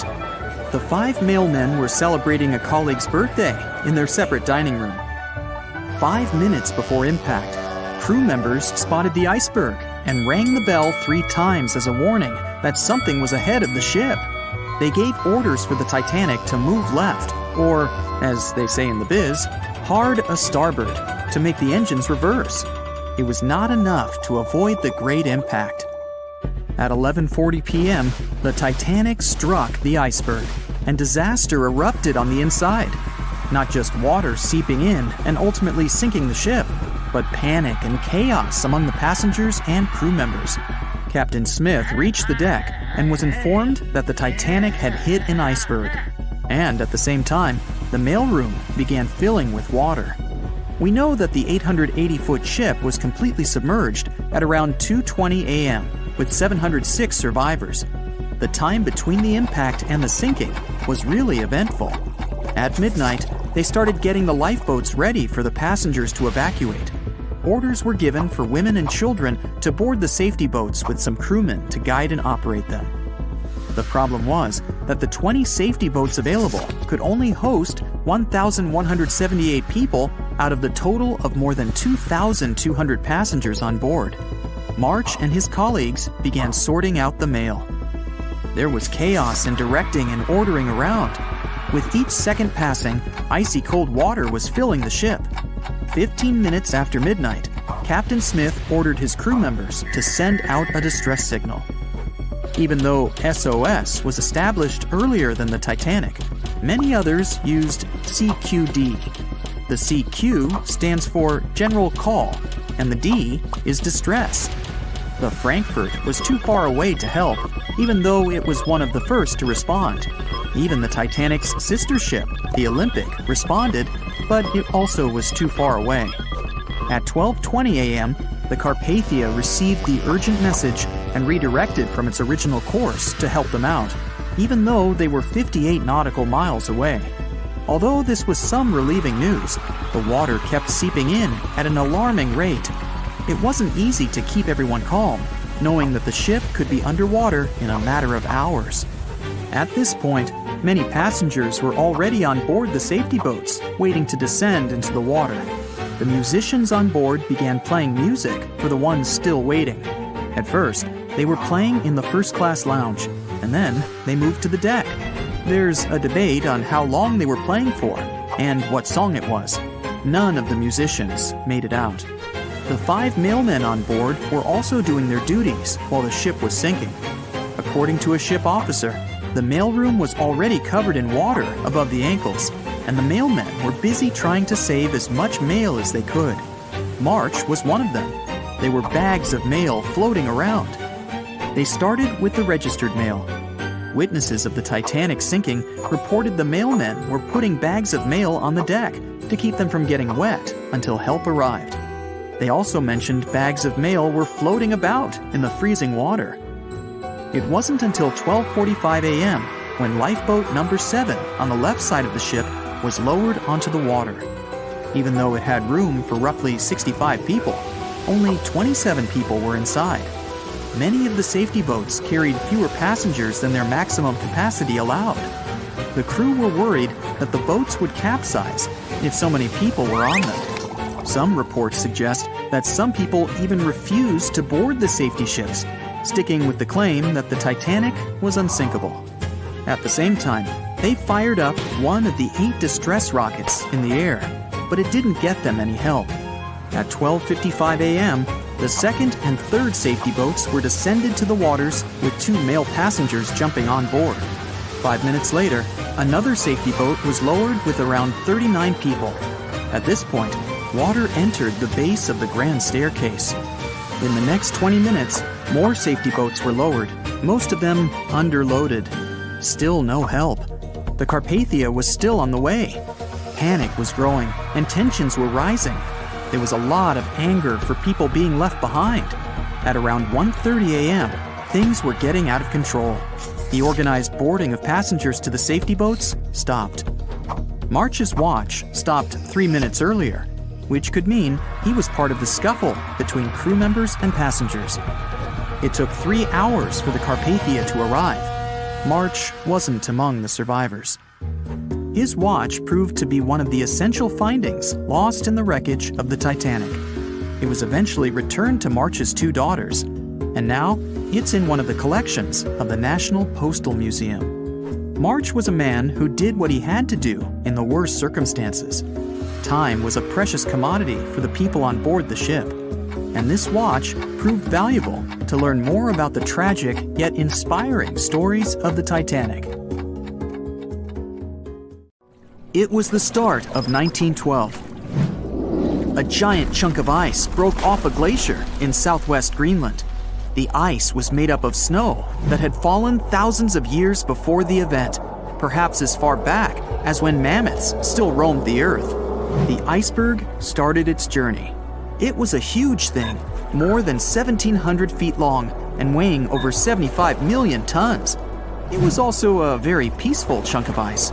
It steered clear of ships and busy transport routes. And then, it somehow floated much further south than other bergs did. Our iceberg was lucky. Others melt long before they get to these low latitudes. Out of up to 30,000 icebergs that drift away from Greenland's glaciers, only 1% ever make it all the way to the Atlantic. Even after melting into the water for months, this massive block of ice was still almost twice as heavy as the Golden Gate Bridge. The iceberg's top part was towering 10 stories over the ocean surface. Several days before our iceberg made it to the Atlantic Ocean, a magnificent ship left port. It was a luxury liner carrying more than 3,000 passengers and crew members.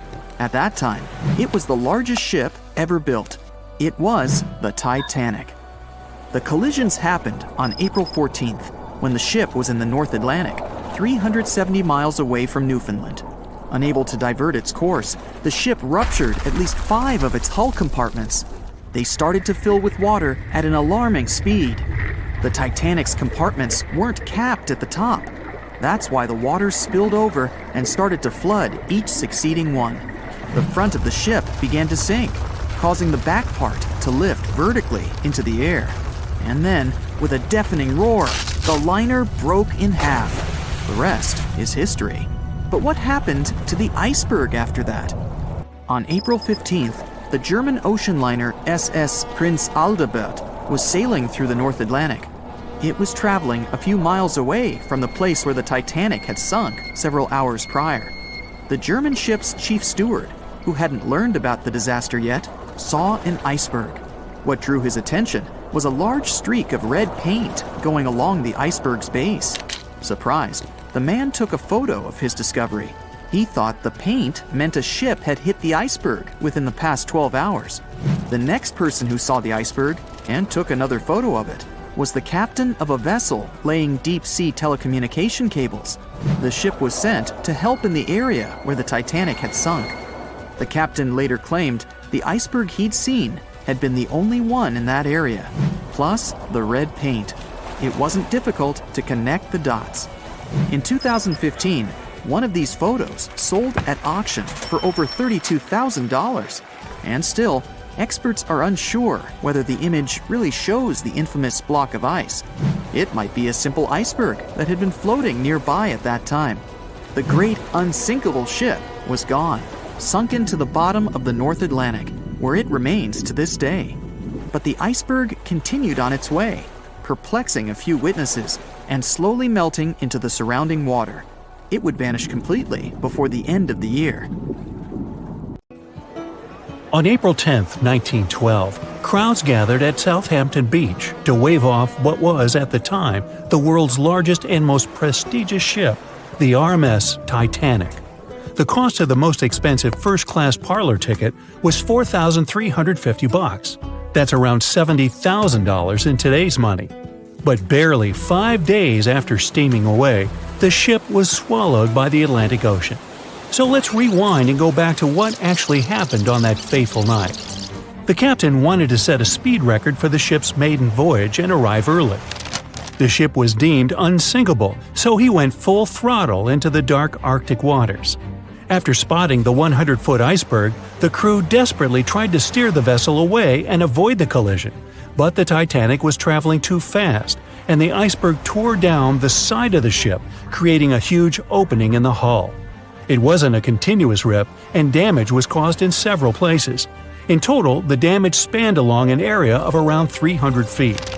But the ship's designers had prepared for the prospect of a collision and added watertight compartments down each side of the ship to act as a buffer zone.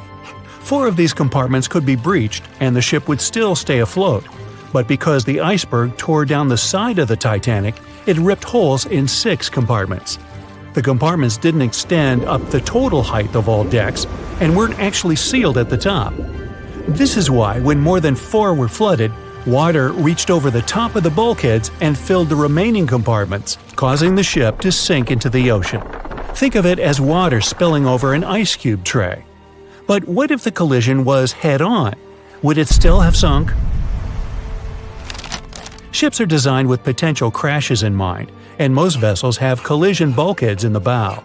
Most of all, it's like your car's bumper or crumple zone. It's a safety feature that can withstand a direct hit.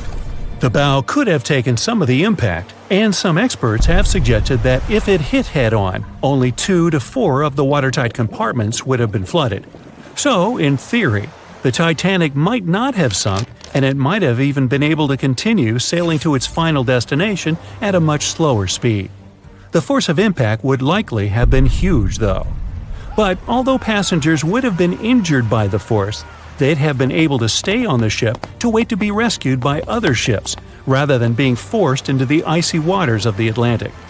Still, one of the Titanic's designers, Edward Wilding, suggested that the force of the impact might not have actually been that big. He told the British Inquiry that lots of people scarcely felt the collision, and he believed the ship would not have sunk if it did hit the iceberg head-on.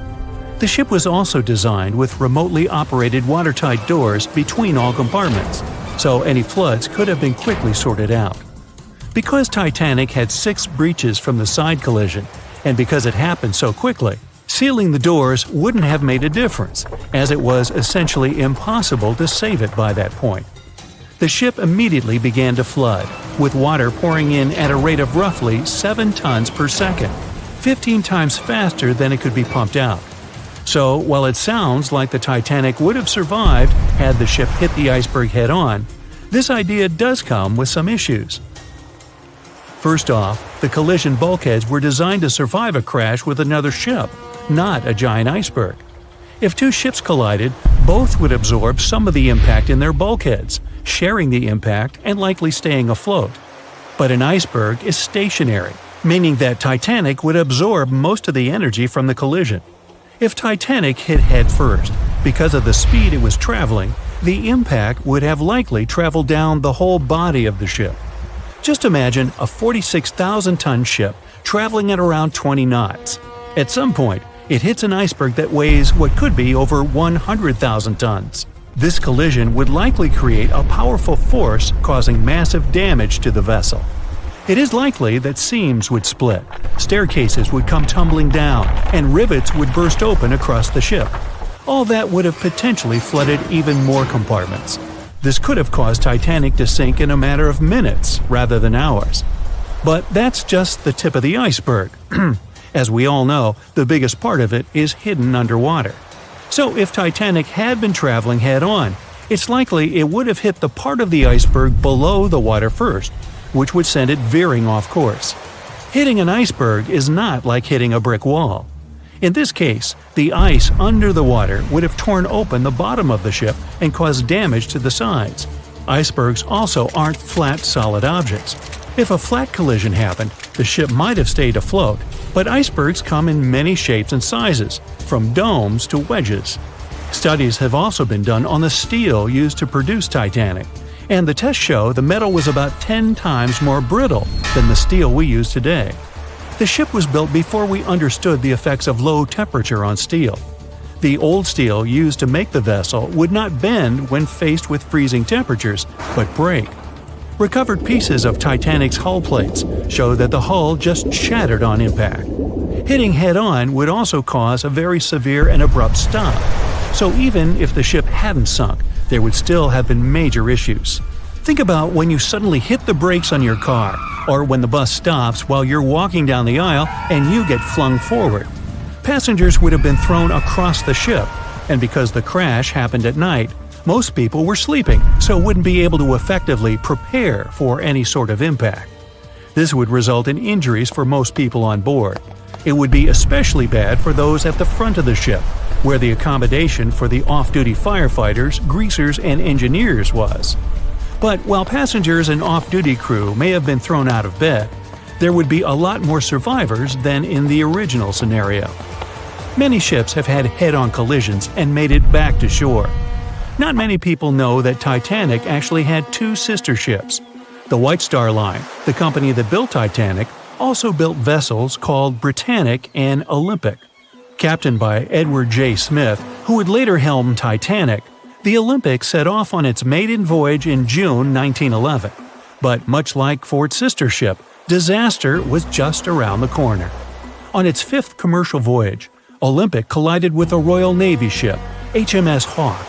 While the Olympic received damage to its side, Hawke crashed into the other vessel head-on. The bow of the Hawke was completely crushed by the collision, but because the ship had watertight compartments, it managed to survive the impact and later returned to shore for repair. Another study case is the SS Andrea Doria, which was an Italian ocean liner that made global headlines in 1956. Like the Titanic, the Andrea Doria was heading for New York City on its 101st voyage when disaster struck. On July 25th, the vessel collided with the 524-foot Swedish passenger liner Stockholm. The Stockholm hit the ship head-on, but the point of impact for the Andrea Doria was on its side. The front of the Stockholm was completely smashed, but because the impact was on its hull, it managed to survive. The Andrea Doria, however, sadly sank due to the collision being on the side of the ship. So these cases could suggest that maybe the Titanic would have survived had it hit the iceberg head-on. But we have to remember that the Titanic hit the thing full speed, whereas both the Olympic and the Andrea Doria were traveling slower. April 14, 1912. The Titanic crashed into a huge iceberg and sank. Yep, we've covered that. But what if this time we use the ice to bring the ship to the surface? This requires several thousand feet of wire mesh and a lot of liquid nitrogen. Our goal is to put the Titanic in a huge block of ice that will raise the ship to the surface. Now to do this, you need to wrap the wreck in a wire mesh and cover it with liquid nitrogen. The first problem you face is the inability to wrap the ship completely. You need to somehow lift the ship a little to put the mesh under it. Let's say that by some miracle you manage to do so. Next, you need to transport hundreds of large tanks of liquid nitrogen. You're underwater, opening the tanks, and it's so cold that the icy water of the Atlantic Ocean looks like it's boiling. The nitrogen just sizzles, dissipates, and certainly doesn't create a block of ice around the mesh. Alright, new attempt. Raise the Titanic with the help of huge magnets. For this, you need a large cruiser and some powerful magnets. You attach thick cables to the magnets and lower them to the bottom. Bright projectors illuminate the black ocean depths. Parts of the wreck are visible. The magnets descend lower and cling to the iron hull of the ship. The cruiser pulls the cables and magnets up. Some of them detach from the Titanic as the iron surface is covered with reefs and corals. Some parts of the wreck break away from the ship and rise. The power of the cruiser is not enough. One of the cables is torn. Not only the weight of the individual parts of the Titanic, but also the colossal water pressure interferes with the operation. The sunken ship can't be raised completely, only its small parts. In reality, there has already been an attempt to raise the Titanic in parts. The $5 million operation failed. Nylon slings were attached to a large part of the wreck. The other ends of the slings were connected to the diesel engines. For the entire operation, they used a mini submarine. A piece of the Titanic weighing 21 tons was pulled up, but one of the slings broke because of the strong water pressure.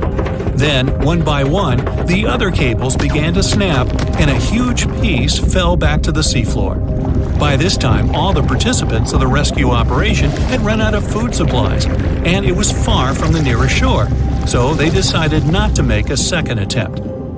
A book was written and a movie was made about how the Titanic was lifted with compressed air.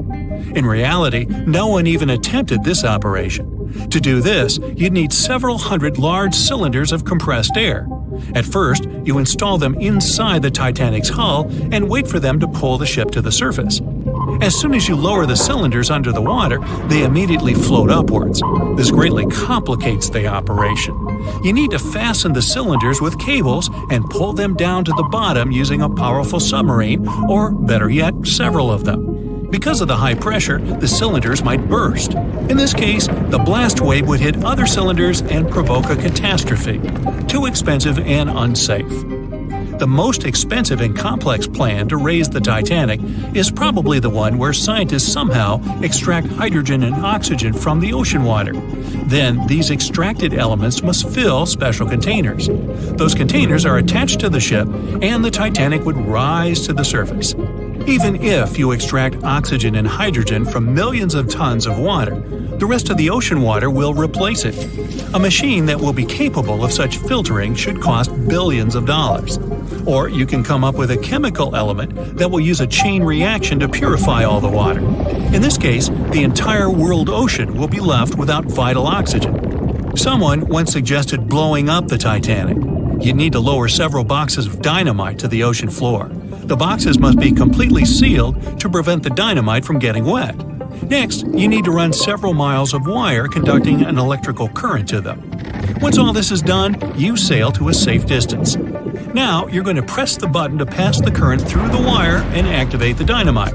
3, 2, 1, stop! Why would you do this? Even if it works, the wreckage of the Titanic will be scattered in all directions on the seabed. It will be impossible to lift the Titanic from the ocean. Imagine a huge hook that can fetch the Titanic and lift it from the bottom like a fish. This hook must be huge to pick up a sunken ship. Let's say you created it. Next, you're on a huge cruiser, sailing up to the crash site and lowering the hook down like an anchor. It falls right on the Titanic but doesn't cling to it. You need special equipment to attach a bus-sized hook to the Titanic. It would include a huge submarine with mechanical arms. To build such a device and make it work under enormous pressure is already next to impossible. But let's say you finally managed to hook the Titanic. It's then you realize the cruiser doesn't have enough power to lift the ship, weighing more than 50 tons, and the hook that adds about 10 tons more. To complete your task, you'll need a few more cruisers and a few extra $1 million. Once hot wax cools, it hardens and floats on the water surface. What if we deliver it to the ocean floor and pour it inside the Titanic? This may work, given that wax is not an expensive material. So, you melt the wax, pour it into strong tanks, and pull them to the bottom with the help of a submarine. The tanks can withstand enormous pressure, and the submarine has enough power to lower the wax to such a depth. The containers are placed inside the Titanic. Through a remote control, you open the containers, but the wax doesn't pour out. The deeper you go, the colder the water gets. While you were delivering the containers to the ship, the wax was cooling down and getting solid inside. Several containers are pressed against the top of the ship, but it's not enough to lift the Titanic. Other containers simply float away to the surface. And even if the containers were thermostatic and kept hot inside all the time, once released, the wax would solidify in an instant. there would just be no time for it to spread and cover the Titanic from within, so it would just float up as well. Alright, you fill several large and sturdy bags with Vaseline. This substance acts just like wax in the cold. It gets solid and floats. You want to put bags all over the Titanic and just wait for the Vaseline to bring it up. You load the bags into the submarine and descend to the ocean floor. Some parts of the ship can't be reached because of the clinging corals. You decide to unload all the bags in one place, but as soon as you take Vaseline out of the submarine, the bags tear due to the strong pressure. Solid pieces of Vaseline float up, pushed by the water. Mission failed. The craziest idea is to fill the Titanic with millions of ping pong balls. Small plastic balls filled with air should push the ship to the surface. But as soon as you start to lower them to the bottom, the plastic immediately flattens and all the air from the balls pops out. You can deliver the balls inside a submarine, but once you put them inside the Titanic, the pressure will crush them again. Also, you can create balls made from strong ultralight material and fill them with air. In this case, you will need much more money. As soon as you put the balls inside the ship, some of them will immediately slip through the holes in the ship, and the remaining ones won't be enough to lift the wreck weighing more than 50 tons from the bottom. Well, to study the Titanic, you don't need to go down to the ocean floor. On the internet, you can find a detailed 3D map that shows the wreck site, as well as the ship itself on the seabed. To get a realistic picture of the Titanic, researchers used sonar technologies and underwater robots, which took more than 10,000 pictures of the sunken ship. So, what do you think? Leave it alone? Yeah, me too.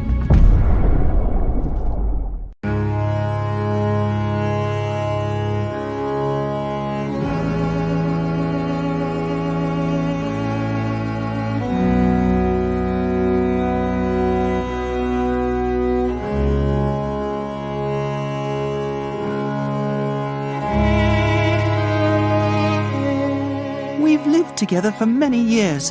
Where you go, I go. These were the words Ida Strauss said to her husband. One of the richest women on the Titanic didn't end up in a lifeboat. Ida chose to stay behind with her beloved Isidore. Moments earlier, she gave her maid a precious gift that probably saved her life. Isidore and Ida Strauss were both born in Germany and emigrated to the United States as kids. They met in New York and got married 5 years later. The couple had 7 children, but luckily, none of them were on the Titanic. Isidore worked for his father's shop in his late teens. Then, he started a china and porcelain business with his brother that grew into the glassware department at Macy's. Eventually, the brothers took over the entire department store and became multi-millionaires. Isidore and Ida were well known in New York for their wealth, charity, and their incredible love and devotion to each other. Whenever Isidore went on a business trip around the States or to Europe, his wife would go with him. When she couldn't, they'd write long letters to each other every day. The couple visited their native Germany every now and again, too. In 1912, they escaped the bone-chilling New York winter and headed for Europe. By that time, they'd already been married for 40 years. They mostly spent time in sunny southern France and also stopped by Isidore's hometown. In early April, it was time for them to sail back home to New York. They normally traveled on one of those huge German liners they had back then. This time, though, everyone was talking about the new luxury liner, the RMS Titanic. They couldn't resist it and immediately bought up some sweet first-class tickets. On April 10th, they boarded the newest ship of the White Star Line. This was going to be great. Ida and Isidore scored one of the 39 private suites at the top of the ship. The tickets cost around $100,000 in today's money. Some of the richest people in the world were staying next to them. The Strausses spent their evenings dining in front of a live orchestra in a hall filled with fancy furniture and expensive wooden paneling. They played chess and backgammon, visited the gym, the swimming pool, even checked out the on-deck squash courts. The luxury didn't last long, though. On the night of April 14th, the ship had its run-in with the most famous iceberg in history. It felt like a slight tremor, a little rumble, that's it. Nobody realized they were in any kind of danger. Passengers even started throwing snowballs made from the chunks of ice that had fallen on the deck. The ship officers told everyone they'd be fine. Moments later, Captain Edward Smith announced it was time to put those life jackets on and get into the lifeboats. All 20 of them were stored on the upper deck. They could have had more, but the ship's designers thought it would make the deck look too messy. There was actually a lifeboat drill scheduled for that day, but instead, they had the real thing. Pretty much only first-class passengers were going to be getting on those lifeboats. The Strausses left their private suite and waited for instructions from the crew. A lot of them were still confident. They told the passengers not to lose their passes. They'd need them when everyone got back on board. That was never going to happen. The ship was going under. The crew announced that women and children would board first. The Strausses were standing next to Lifeboat 8. Mr. Strauss, who was 67 at the time, was offered a seat with his wife because of his age. He refused it, saying he was not too old to sacrifice himself for a woman. He wanted to wait and make sure no women and children were left behind. Ellen Bird, Ida's new maid, hesitated before getting on the lifeboat, but Ida told her to go. There was still room for Ida, and the other first-class women were yelling to her to join them. It took about 10 minutes to load each boat. That's how long Ida had to choose her destiny. She took off her beautiful mink coat and handed it to her shivering maid. Ida said she wouldn't be needing it anymore. But the lifeboat wouldn't leave without her. Sailors tried to grab her and force her on the boat. Meanwhile, the Titanic's orchestra was still playing some pretty upbeat music in the background. Crazy. Ida dodged the sailors' hands and stayed on deck. Isidore was begging for her to go. She refused to leave him, no matter what. All the survivors in Lifeboat 8 remembered her final words about true love in the face of tragedy. "We've lived together for many years. Where you go, I go." It took a whole hour for the first lifeboat to splash down into the icy water. The last memory of the Titanic for many passengers was Isidore and Ida standing arm in arm on deck. More than 200 first-class passengers survived. Some of them said the Strausses sat down peacefully in 2 deck chairs, holding hands, just waiting. The 25 passengers on Lifeboat 8 spent the rest of the night rowing to safety. They were chasing what they thought were the lights of a ship. It turned out the rescue boat showed up from the opposite direction. They were lucky to be found at all. Many of the passengers, including Ellen Bird, shared the story of Ida and Isidore with reporters, saying it was their most important memory from that horrible night. A month later, around 30,000 people went to their memorial service. Even the mayor of New York showed up. No one seemed surprised the couple gave up their lives for others. Ellen Bird tried to give the famous mink coat back to the Strauss family, but they asked her to keep it in memory of Ida. The only thing that was with the Strausses that night that still exists is a gold and onyx locket. Isidore had it on his pocket watch. The locket had 2 photos in it, one of their oldest son and one of their oldest daughter. The locket was sealed so tight, the photos never got wet. Some of the jewelry from the Titanic stayed intact, even after 70 years. The 1985 expedition found necklaces, rings, brooches, cufflinks, all that kind of stuff. One rusty pocket watch they found had stopped at 1:45 a.m. That was about the time the ship went under. A book collector on the Titanic made sure his mother and her maid got into a lifeboat. He wasn't so lucky. In his luggage was a rare 400-year-old book. This collector was going back to New York after a successful book hunting trip. That little book's lying on the ocean floor somewhere, along with the 7 million pieces of mail the Titanic was transporting. One letter was written by a first-class passenger to his mother the day before the Titanic went down. It was the only letter written on board that survived the icy Atlantic. It was found folded up in a notebook inside a pocket. Another first-class passenger was a German-born chemist. He was traveling to New York to start his own perfume shop. All that was left of him was a bag full of perfume samples.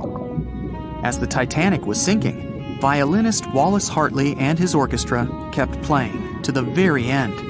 When Hartley realized he wasn't going to make it, he decided to save the most precious thing he had, his violin. He put it in a leather bag so it would float.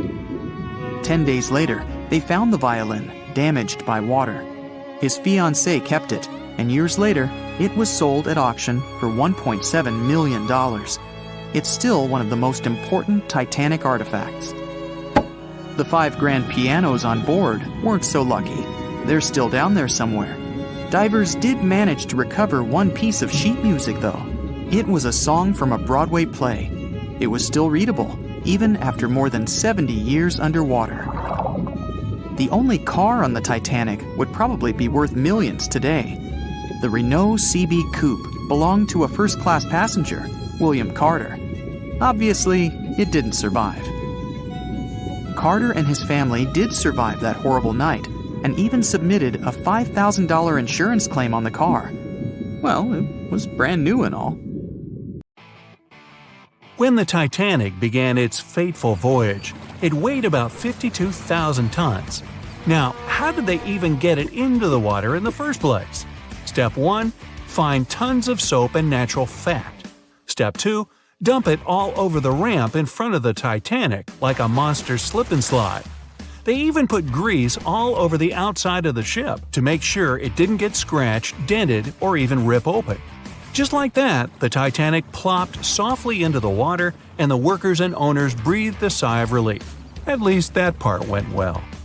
When they built the Aswan Dam in Egypt, they needed to clear out a huge area for the new artificial lake. Almost 100,000 people had to move out of their homes. That was the easy part.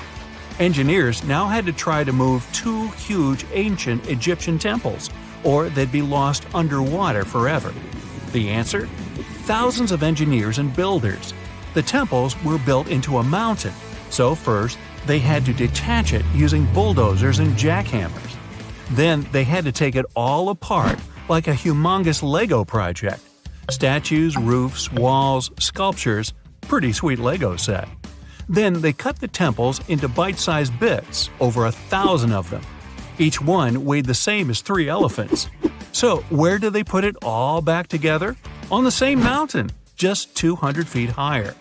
It took 5 years and about $300 million in today's money. I think even the pharaohs would have been impressed. Now, say you're thirsty, so you grab a glass of water. But where does that water come from? In Saudi Arabia, it comes from salt water. You just need to get the salt out, no biggie.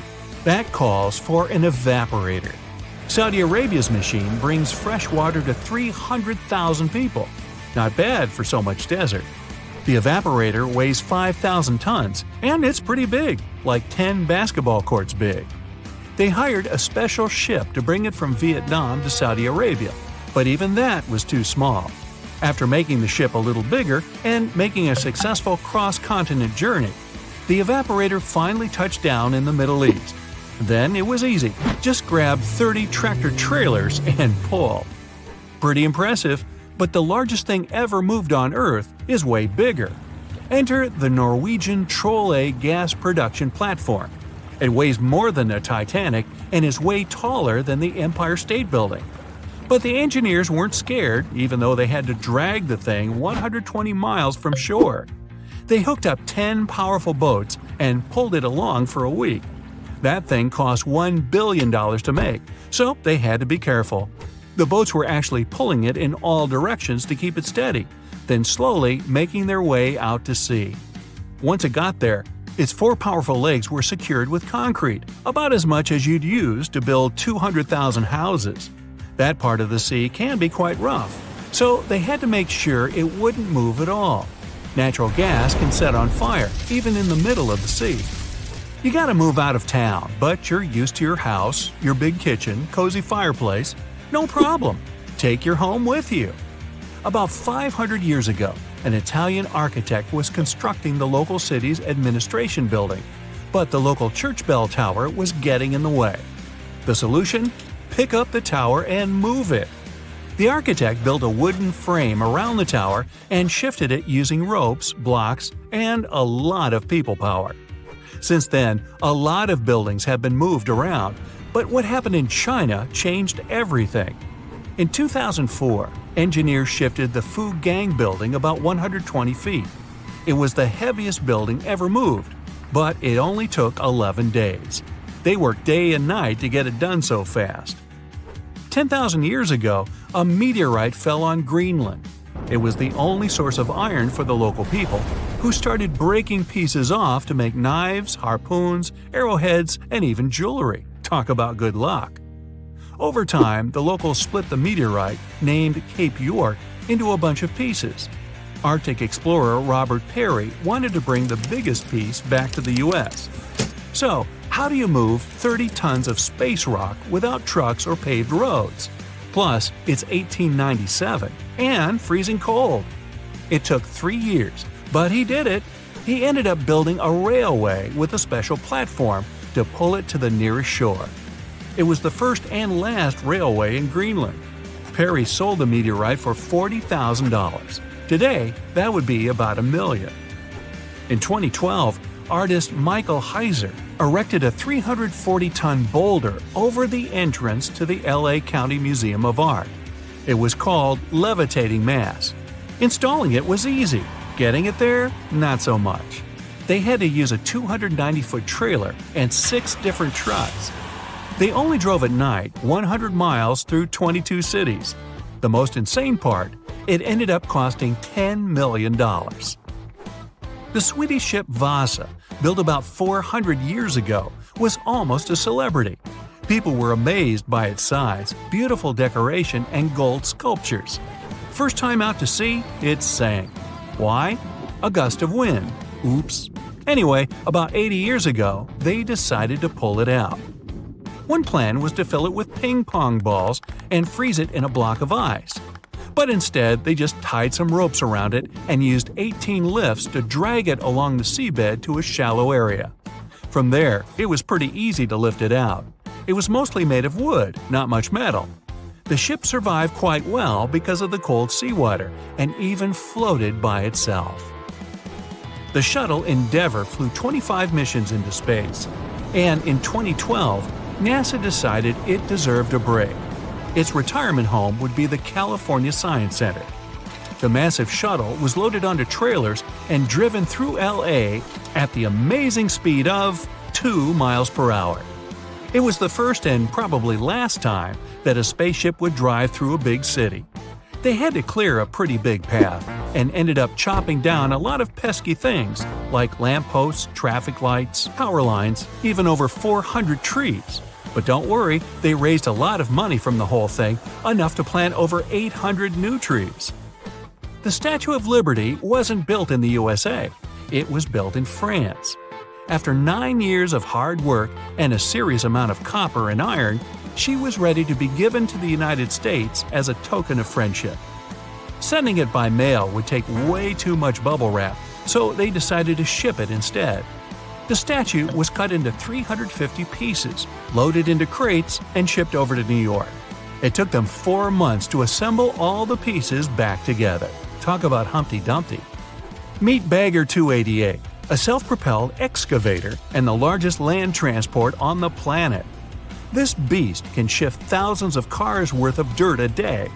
It finished work in one quarry and had to move on to another. Taking it apart, shipping it, and putting it back together would have been ridiculous. So it just drove over there. It took 3 weeks and only moved at half a mile per hour. To stop it from wrecking everything it drove over, engineers walked ahead, planting grass and covering roads with gravel and dirt. Now, you're walking down the street in France, see a couple of cafes, maybe a nice bakery, and the world's largest gas turbine, named Harriet. Harriet's job? Keep the lights on in over 700,000 French homes. This mammoth turbine weighs as much as 2 jumbo jets and had to travel through France, Germany, Belgium, and the Netherlands. Hey, let's go Dutch! The Great Pyramid of Giza in Egypt is made up of more than 2 million huge blocks of stone. No trailers, no tractors, just some good old-fashioned muscle power. Each block weighs more than 2.5 tons. That's like 30 of me. These guys didn't even have strong metals like iron or steel. They mostly used pieces of wood and stone hammers. You know SOS, don't you? 3 dots, 3 dashes, and 3 more dots. It's an easy enough signal to tap out in Morse code. It means save our souls or save our ship.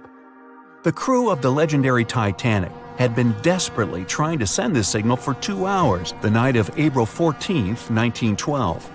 There were other ships not too far from the spot where the iceberg took down the mighty Titan of the sea.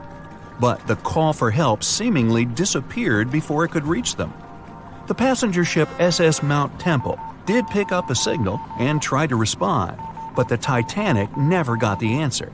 So what was silencing the ship's cries for help? Some unknown Bermuda Triangle of the North Atlantic? Consider this. Eyewitnesses say the sky was painted with a brilliant aurora borealis that cold, fateful night. Beautiful, yes, but on that day, the northern lights may have sealed Titanic's fate for good. You see, the aurora borealis forms thanks to geomagnetic storms.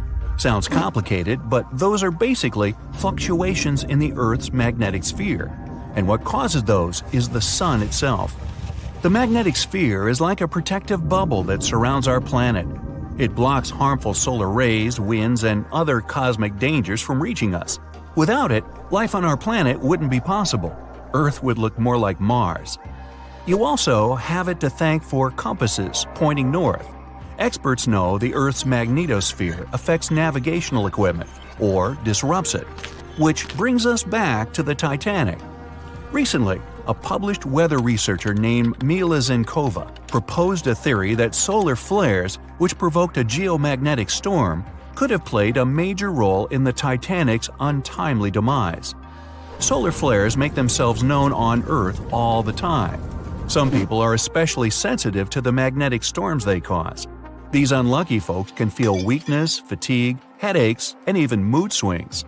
On usual days, the pressure is the same on both sides. The magnetosphere blocks all the bad stuff, and we're all happy. But sometimes, explosions occur on the sun. They can be massive, Earth-sized.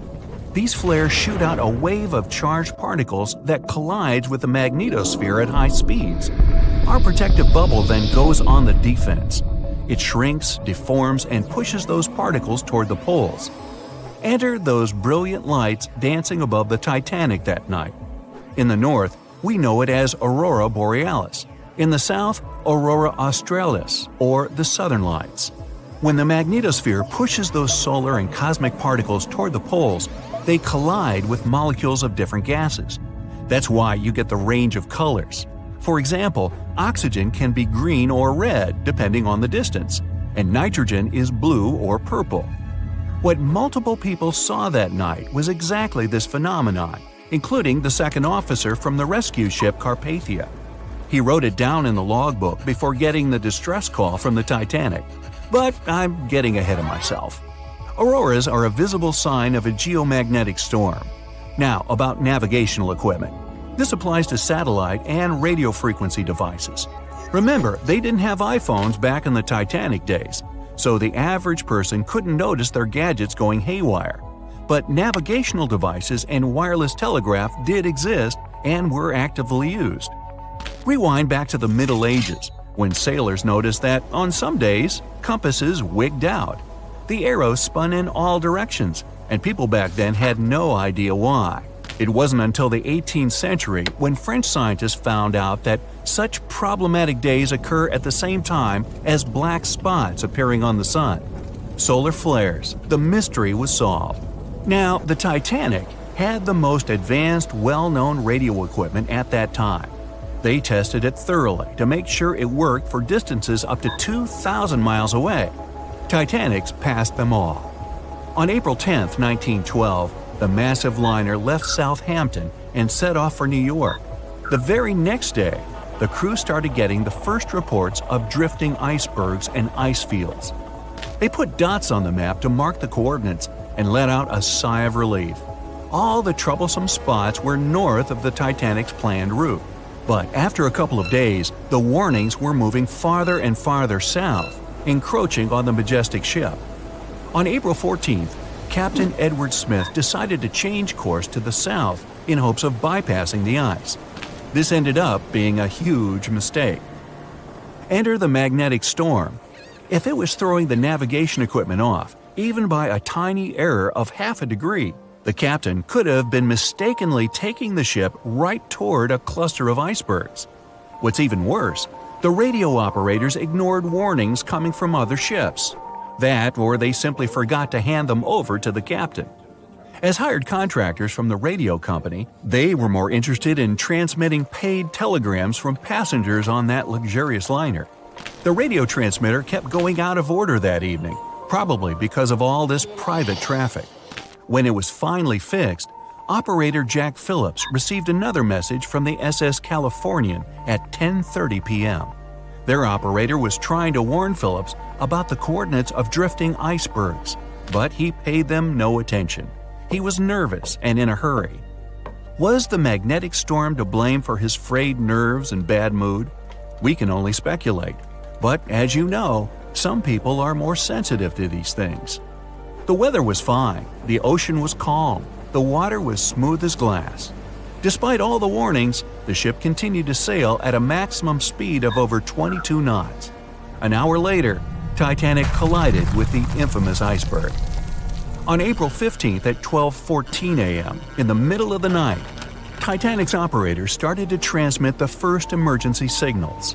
The SS Californian was sailing just 20 miles from the Titanic. They could have easily come to a quick rescue. But 10 minutes before the disaster, the Californian's radio operator had gone to bed. He was the only one who understood Morse code on the ship.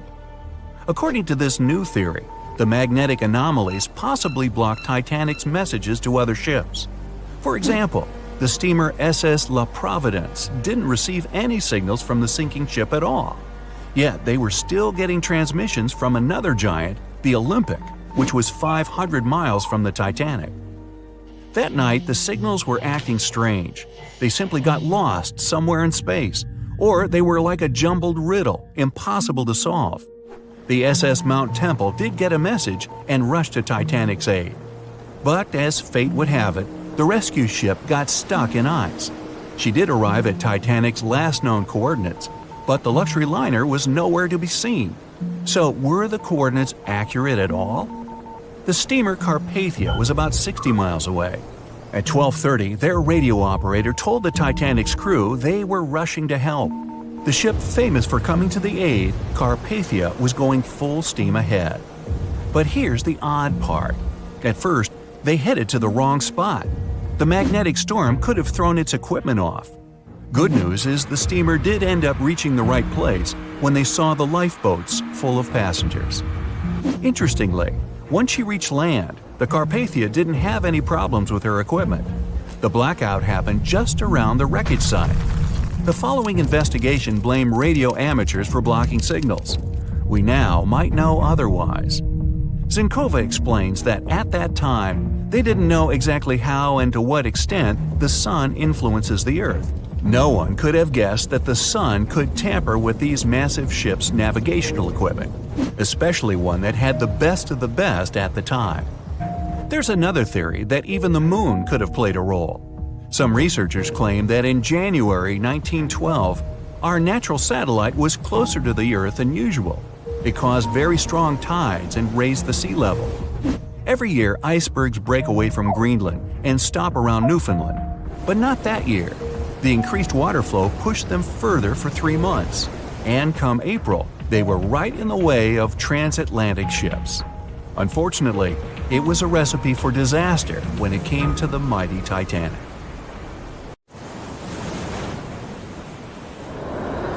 The Kraken is a colossal squid, a legendary sea monster, the biggest hunk of calamari you ever saw. And if this monster had existed, the world would have changed beyond recognition. The Kraken has powerful tentacles, solid muscles with suckers at the end. They're just impossible to escape. The Kraken can break a ship in half or just pull it down into the depths. But the worst thing about the Kraken is its size. According to old sailor stories, the Kraken reached 5,000 feet in length. That's almost 10 soccer fields. Hey, maybe the Kraken could play soccer. The Kraken legend said the monster was so giant that sailors mistook it for a small island. In past centuries, it would have been impossible to defeat such a beast. If the Kraken existed in reality, it might have had offspring. Yeah, in all the world's oceans, there would be giant monsters that could sink any ship. It's unlikely that the Kraken would have competitors in its habitat, so its population would grow strongly. Since the Kraken is enormous, it would need lots of food, so the population of other large sea animals would fall significantly. Blue whales, great white sharks, other giant squids, all the big sea creatures would be endangered. Many people are starving because of the reduction of large fish in the ocean. Urban economies that rely on fishing will be in decline. Prices for small fish around the world are getting more expensive because it's unsafe to fish. To defeat the Kraken, you need powerful weapons, but the monster is tough to catch. The Kraken belongs to the cephalopod genus. This species includes squid and octopus, some of the most intelligent creatures on the planet. The Kraken is a skilled hunter and will never fight in the open. So, what can you do? You can't track the Kraken because it approaches from the depths, not the surface. Though you may be able to tell that the monster is somewhere nearby if a lot of fish surface. When the Kraken swims, it scares all the fish in the vicinity. But it might already be too late. A huge tentacle emerges from the water, resembling a high tower. This tower falls on the deck of the ship, shattering it. The sailors scream and run. The Kraken lands a second blow, and the vessel is almost capsized. Next, the Kraken wraps its giant tentacles around the ship and pulls it to the bottom. Oh boy! What if the sailors managed to detach the ship from the tentacles of this monster? With the help of powerful weapons, the ship's crew strikes back. The Kraken retreats under the water. It's hurt, angry. It seems the battle is over, but here comes the worst. A whirlpool forms beside the ship. Thanks to its considerable weight, when the Kraken dives, it creates a whirlpool behind it. Like a drain in a giant bathtub, this whirlpool sucks the ship down. The battle with the Kraken is lost. Well, that was unfortunate. You might be able to defeat the monster if you can anticipate its attack in advance. But the Kraken can see you and your ship before you can see it. Colossal squids live in deep waters, and they have the largest eyes among all animals. The squid's eye is the size of a dinner plate. Thanks to this, they can see their prey from far away. Similarly, a Kraken would spot the ship much sooner than sonar could pick up the Kraken. It would always have the drop on you. Well, that's not good. Around the world, cargo transportation by ship is declining. Airlines provide the only safe connection between the continents. This will increase air pollution. The most successful enemy of the Kraken is submarines. They travel at great depths and are equipped with powerful echolocators to help detect the Kraken in advance. Subs are well armed too, and the round metal body is not so easy to destroy. A single Kraken may be defeated by a submarine, but what if there are several sea monsters? 3 Kraken can wrap their tentacles around the submarine and drag it deeper into the water where the pressure will destroy their enemy. In other words, they'll have a crush on you.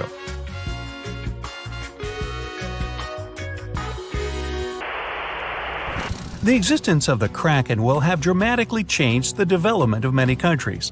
What if Christopher Columbus, on his famous journey, noticed an island that he thought was the New World? He approaches it, but tentacles emerge from the island and sink Columbus's ship.